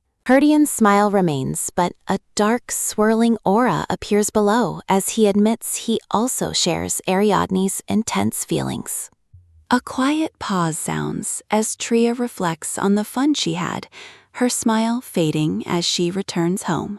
Tria's gaze is cast in a dark, ominous blue shadow as she recalls a painful memory that dampens her mood. Tria is thoroughly shocked to find her workshop seemingly abandoned, with the windows dark and the atmosphere heavy. Two men stand in the shadows, their silhouettes looming near Tria as she investigates the state of her workshop. The scene shifts to the dark exterior of the workshop, where a sense of foreboding hangs over the building. Tria stares at her workshop with a grim expression, her thoughts consumed by the unexpected and troubling closure. A hand holds a sign indicating the shop is closed temporarily, though the rain seems to have blurred the words. A voice calls out to Tria, addressing her directly as she stands before the dark and silent workshop. Tria's face is etched with cold fury as she calls someone a stupid fool, her mood turning completely dark. The two men watch Tria with a mix of concern and blank expressions as her temper begins to flare.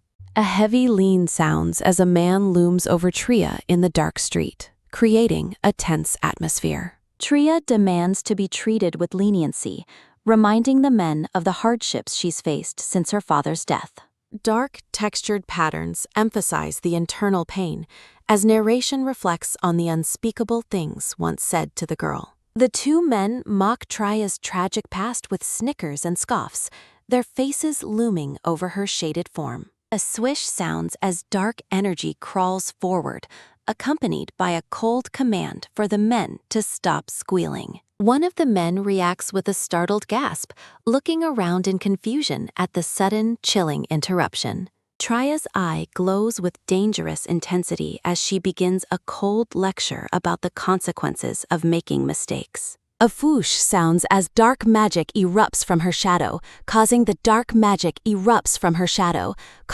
terrified man to flinch and shout. A heavy thud sounds as Tria's overwhelming presence forces a desperate apology from the cowed and terrified men. A spring sounds as the men scramble away, while Tria's cold demand for an apology echoes through the street. The men's faces are etched with pure horror as they stare at the monstrous power Tria is manifesting.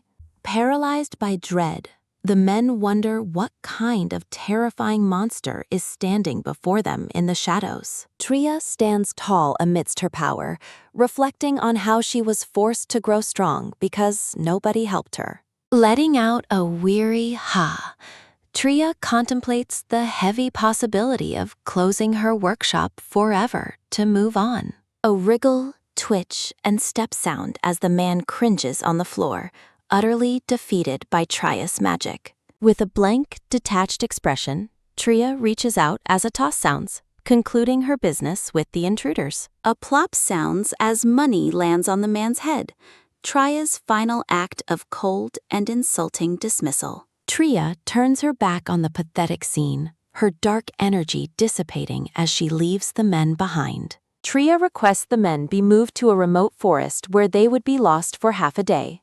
Tria's face is shown in profile against the golden light, her expression resolute but tinged with a lingering sadness. Tria reflects on the workshop being her only home, her heart heavy with the weight of her current situation. A swoosh sounds as Tria looks up, a soft smile returning as she reconnects with her small companion. A rub and nuzzle sound as Tria affectionately pets Shady, feeling much better after venting her frustrations. Tria envisions a wealthy client offering millions for a toy, her mind already racing with new creative possibilities. A trudge sounds as Tria enters a room, sighing at the realization that her precious materials were ruined. Tria is startled by a sudden movement in the room, her expression shifting to one of curious surprise. A rattle sounds from a drawer, overflowing with glittering, colorful jewels, providing a shocking and unexpected discovery. Tria exhales a few of relief, a soft and grateful smile crossing her face as she holds the gems. A top sounds as Shady points to his dirty hood, seeking Tria's attention while she celebrates her find. Shady nods happily as flowers bloom around him, satisfied to have Tria's focus back on his needs. Under a crescent moon, a scritch and scratch sound as Tria works tirelessly through the night on her project. Tria lets out a satisfied pew, admiring the quick design sketch she just completed for her next masterpiece. Chibi Tria sniffles while working, realizing they will have to stay up all night to finish the new project. Tria smiles warmly at Shady, her eyes shining with renewed purpose as she continues her crafting journey. Tria smiles confidently, certain that no one has ever seen a creation quite like the one she is making. A huff and pant sound as Tria recalls her father's stern, repeated command to never leave this region. Tria looks conflicted, wanting to open a new workshop elsewhere, but feeling bound by her final promise. The sight of a broken window triggers a painful memory of her last promise before everything fell apart. Tria sighs a heavy ha, acknowledging that the extensive damage to her home forces her to move. Tria looks at her design with a hopeful smile, deciding that moving a short distance will be fine. Framed by white roses, Tria looks radiant and determined to find a fresh start for herself and Shady. The night sky transitions into a bright, sunny day over the sturdy stone walls of the workshop grounds. Tria proudly presents the beautiful, sturdy pink jewelry box she managed to finish in just a few days. Concentrating hard, Chibi Tria works on her craft, surrounded by whimsical stickers of stars and fruit. Tria asks Shady why he looks so upset, noticing his gloomy aura as she prepares for her visitor. A jolt sounds as Shady reacts jealously to Tria's memory of playing happily with a green-haired fairy. Narration notes that Shady has always struggled to get along with the other spirits in Tria's life. Tria hums thoughtfully, realizing she is in trouble after giving all her remaining money to the thugs. In a memory, Chibi Tria angrily throws her money at the men, demanding they take it and leave. A clack sounds as Tria hears a voice calling her name, signaling Alicia's long-awaited arrival at the workshop. A step and tap sound as a pair of elegant, ribboned shoes enter the workshop in a sparkle of light. A pink-haired toddler with bright purple eyes sparkles with joy, her cheerful presence filling the entire room. Alicia runs toward Tria with a step, shouting how much she missed her in a heartwarming and joyful reunion. Tria holds Alicia close, the pink-haired toddler looking surprisingly serious despite the cozy and quiet moment. A nod sounds as Herdian greets Tria, questioning the ruined and messy state of her once orderly workshop. A whoosh sounds as Tria explains that a group of loan sharks was responsible for the chaotic mess. Her hand makes a quick reach toward the pink jewelry box she worked so hard to finish. Alicia holds the completed jewelry box while Herdian stands behind her with a calm and stoic gaze. A tilt sounds as Herdian cocks his head, eyeing the girl's handiwork with silent and questioning curiosity. Alicia explains how poking a magic fork into the container makes polished jewels pop out like a game. Herdian admits his ignorance of such games, while Tria reacts with a look of pure and utter exasperation. The bounce sounds as Alicia cries out in wonder, mesmerized by the magical toy Tria has created. Herdian looks down at the child, his expression unreadable as he observes her genuine and loud excitement. Tria beams with pride, leaving both Alicia and Herdian looking completely stunned by her radiant and confident aura. Dazed and overwhelmed, the pair can only stare in silence at the red-haired girl's infectious and bright energy. Herdian's eye flashes with purple intensity as a sudden shock ripples through the quiet and messy workshop. A lamp tumbles over in the room as a startled shout of "What?" echoes through the building. Chibi Tria looks sheepish and awkward, sweat dropping as she tries to manage the increasingly chaotic workshop situation. Tria gazes downward, her face lined with a bead of sweat as she feels the weights of their scrutiny. A soft hum sounds as Herdian considers the situation, his eyes narrowed in deep and suspicious thought. Framed by blue flowers, Tria stands with newfound resolve, her expression calm despite the debris surrounding her. Hesitation flickers across Tria's face as she begins to speak, her words trailing off into a quiet pause. Chibi Tria hums distractedly, avoiding eye contact while Herdian continues his silent and judging stare from the side. A reach sounds as Herdian tells Tria she must see his skills to truly understand his magical prowess. A loom sounds as blue petals swirl, carrying a confident warning for Tria not to fall for him. Magic sparkles around Herdian's hand as he effortlessly conjures a field of beautiful and glowing blue flowers. Tria watches in stunned silence, completely captivated by the sudden display of powerful and elegant blue magic. A clack and whoosh sound as Herdian's magic rights a fallen lamp, making it glow brightly once more. A clink and rustle sound as Tria looks around, her eyes widening at the workshop's sudden magical transformation. Tria is left breathless while Herdian proudly notes his rare and unusual generosity toward others in this moment. With a small and confident smile, Herdian prepares to conclude their brief but impactful meeting at the shop. A flinch sounds as Chibi Tria senses a bad situation, realizing her body is warning her about him. Herdian looks down thoughtfully, his purple eyes gleaming with a hint of hidden intent or deep mystery. Amidst a floral frame, a pink wooden bear is presented as Tria prepares for a merchant's arrival soon. Tria blinks in surprise, letting out a confused, "Huh?" as the conversation takes an unexpected turn. An abrupt turn sounds as Herdian leaves, promising to return for the next request Tria handles for them. A turn sounds as Herdian orders Alicia to go home, leaving Tria looking stunned and completely motionless. Surrounded by blue roses, Herdian glances back one last time before making his cold and resolute departure. A step sounds as Alicia hesitates, her voice small as she tries to catch Herdian's fading attention. Alicia follows Herdian, her tiny form looking small against his tall and imposing blue-robed silhouette.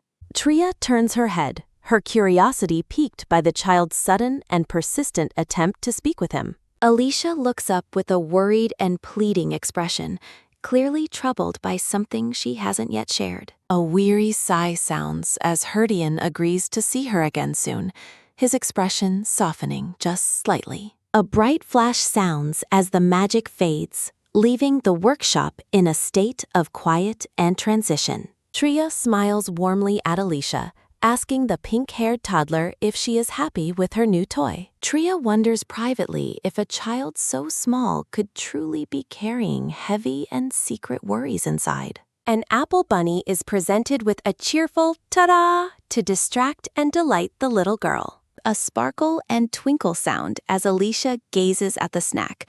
Tria, knowing kids can't resist treats. Alicia eagerly takes a bite, her purple eyes shining with joy as she enjoys the simple gift. A chew sounds as Alicia eats, while Tria notes she needs more sparkly materials for her next project. Tria watches the toddler with a concerned gaze, her mind still focused on Alicia's hidden and heavy feelings. Alicia smiles brightly, explaining that if Tria stays, they can play together every single day. A num sounds as Alicia continues her snack, while Tria watches her with a look of gentle realization. A flinch sounds as Alicia's expression tightens with a sudden, troubled worry during their quiet conversation in the workshop. A clench sounds as the pink-haired toddler grips her purple dress, her small hands betraying her intense inner anxiety. Tria watches the child with a soft gaze, realizing Alicia must have been under an immense amount of pressure lately. Alicia recalls her father's stern words,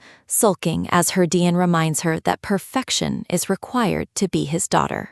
Tria reflects on how Alicia's struggles mirror her own past, making it impossible for her to look away now. Alicia looks up expectantly, her purple eyes wide and curious about what the red-haired woman will say to her. Tria smiles knowingly, leaning on her hand as she offers to teach Alicia a secret way to surprise her father. The air turns sweet and fragrant as a cluster of pale pink roses fills the frame in soft, glowing light. Alicia tilts her head with a look of innocent confusion, asking what kind of surprise Tria has in mind. Tria winks playfully, her expression bright and confident as she prepares to share her mischievous plan with the toddler. Alicia reacts with shock as Tria suggests using a sad face to guilt-trip her father into showing more affection. A bead of sweat rolls down Tria's face as Alicia tries to practice her new sad look amidst purple flowers. Narration advises Alicia to avoid feeding a conceited man's ego and instead live her life without any lingering regrets. A pat sounds as Tria reassures the skeptical toddler, despite the child's obvious doubt about the plan's potential success. A cackle sounds as Tria lets out a mischievous internal laugh, her face darkening with a playful, devilish intent. Tria's expression shifts to one of curious surprise as she hears something unexpected from the pink-haired toddler. Alicia looks to the side, her face flushing slightly as she processes the turn their conversation has taken. Tria mentions a trip she once took, casually noting that she met another young girl around Alicia's age there. Tria continues her story with a bright smile, while Alicia listens with a growing sense of intense and quiet focus. A flinch sounds as Alicia turns her head away, clearly bothered by the mention of another girl in Tria's life. A heavy sense of doom settles over Alicia as she hears Tria describe the other girl as unique and cute. Tria beams with pride, surrounded by glowing yellow sunflowers as she finishes sharing her fond and nostalgic memory. Tria blinks in confusion, asking Alicia what is wrong after noticing the toddler's sudden and dramatic shift in mood. A clinch sounds as Alicia grips her skirts, demanding to know the identity of the woman Tria once met. Alicia stares with an unreadable intensity, asking if this mysterious girl was actually Tria's friend's young niece. A scratch sounds as Tria awkwardly touches her cheek, admitting the girl simply calls her by her first name. Alicia offers a forced, polite smile while Tria looks on with a bead of sweat and awkward realization. A spring sounds as Alicia suddenly leaps to her feet, surprising Tria with her abrupt and energetic movement.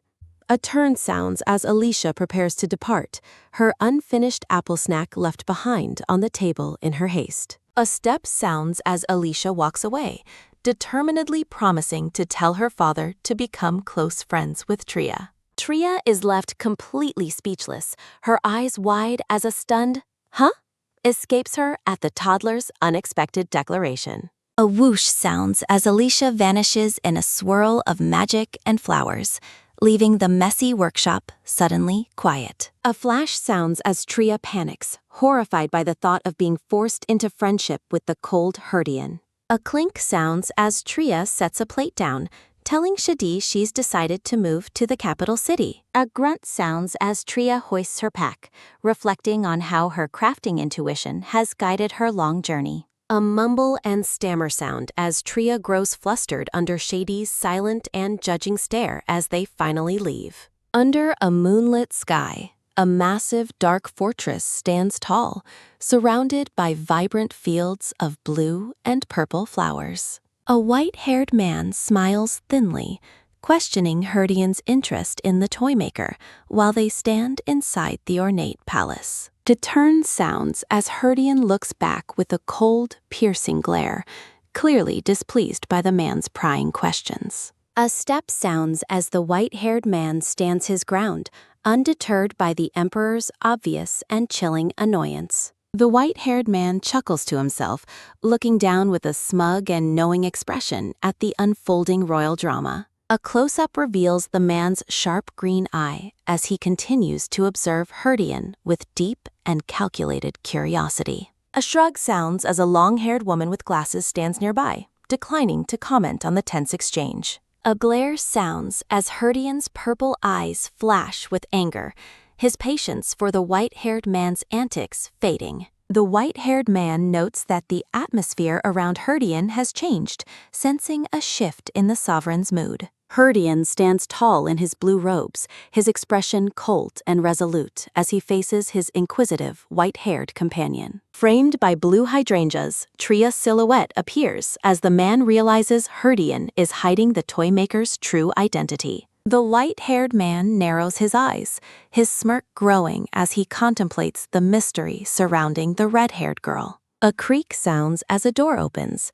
Herdian turning to see who has interrupted their quiet and tense confrontation. Framed by roses and a crow, Alicia cries out for her father, her voice echoing through the ornate hall. Herdian looks back with a start as the silver-haired man's voice calls out, questioning Alicia's surprisingly early return. The silver-haired man offers a warm greeting to the toddler, while Herdian watches from behind with a suspicious gaze. Herdian reflects on his choice to leave Alicia with the toymaker, noting that she usually stays away much longer. A hug sounds as Alicia clings tightly to her father's blue robes amidst a shimmering field of magical flowers. A blush colors Herdian's face in surprise as Alicia looks up at him, announcing she has something to share. Herdian stands frozen in the ornate hall, a bead of sweat betraying his confusion at his daughter's sudden intensity. A smile and a glance are exchanged between the silver-haired man and his brown-haired companion as they watch the duo. Alicia explains that Tria made a friend whose niece addresses the red-haired toymaker by her first name instead of a title. Herdian reacts with harsh surprise, finding it hard to believe that the eccentric toymaker actually has friends of her own. Alicia asks a shocking question about Tria marrying that friend, causing Herdian to recoil in complete and utter disbelief. The silver-haired man asks if his companion understands the conversation, but the brown-haired woman admits she has no clue. A throb sounds as Herdian clutches his head, frustrated by the strange and bothersome feelings Alicia's marriage talk has sparked. Herdian's mind swirls with suspicion, wondering if Tria mentioned marriage specifically to manipulate his feelings and get his attention. A lean sounds as the brown-haired woman looms behind Herdian, a mischievous and wavy aura radiating from her presence. A gasp sounds as Alicia's purple eyes sparkle with pure delight while she continues to tug on her father's robe.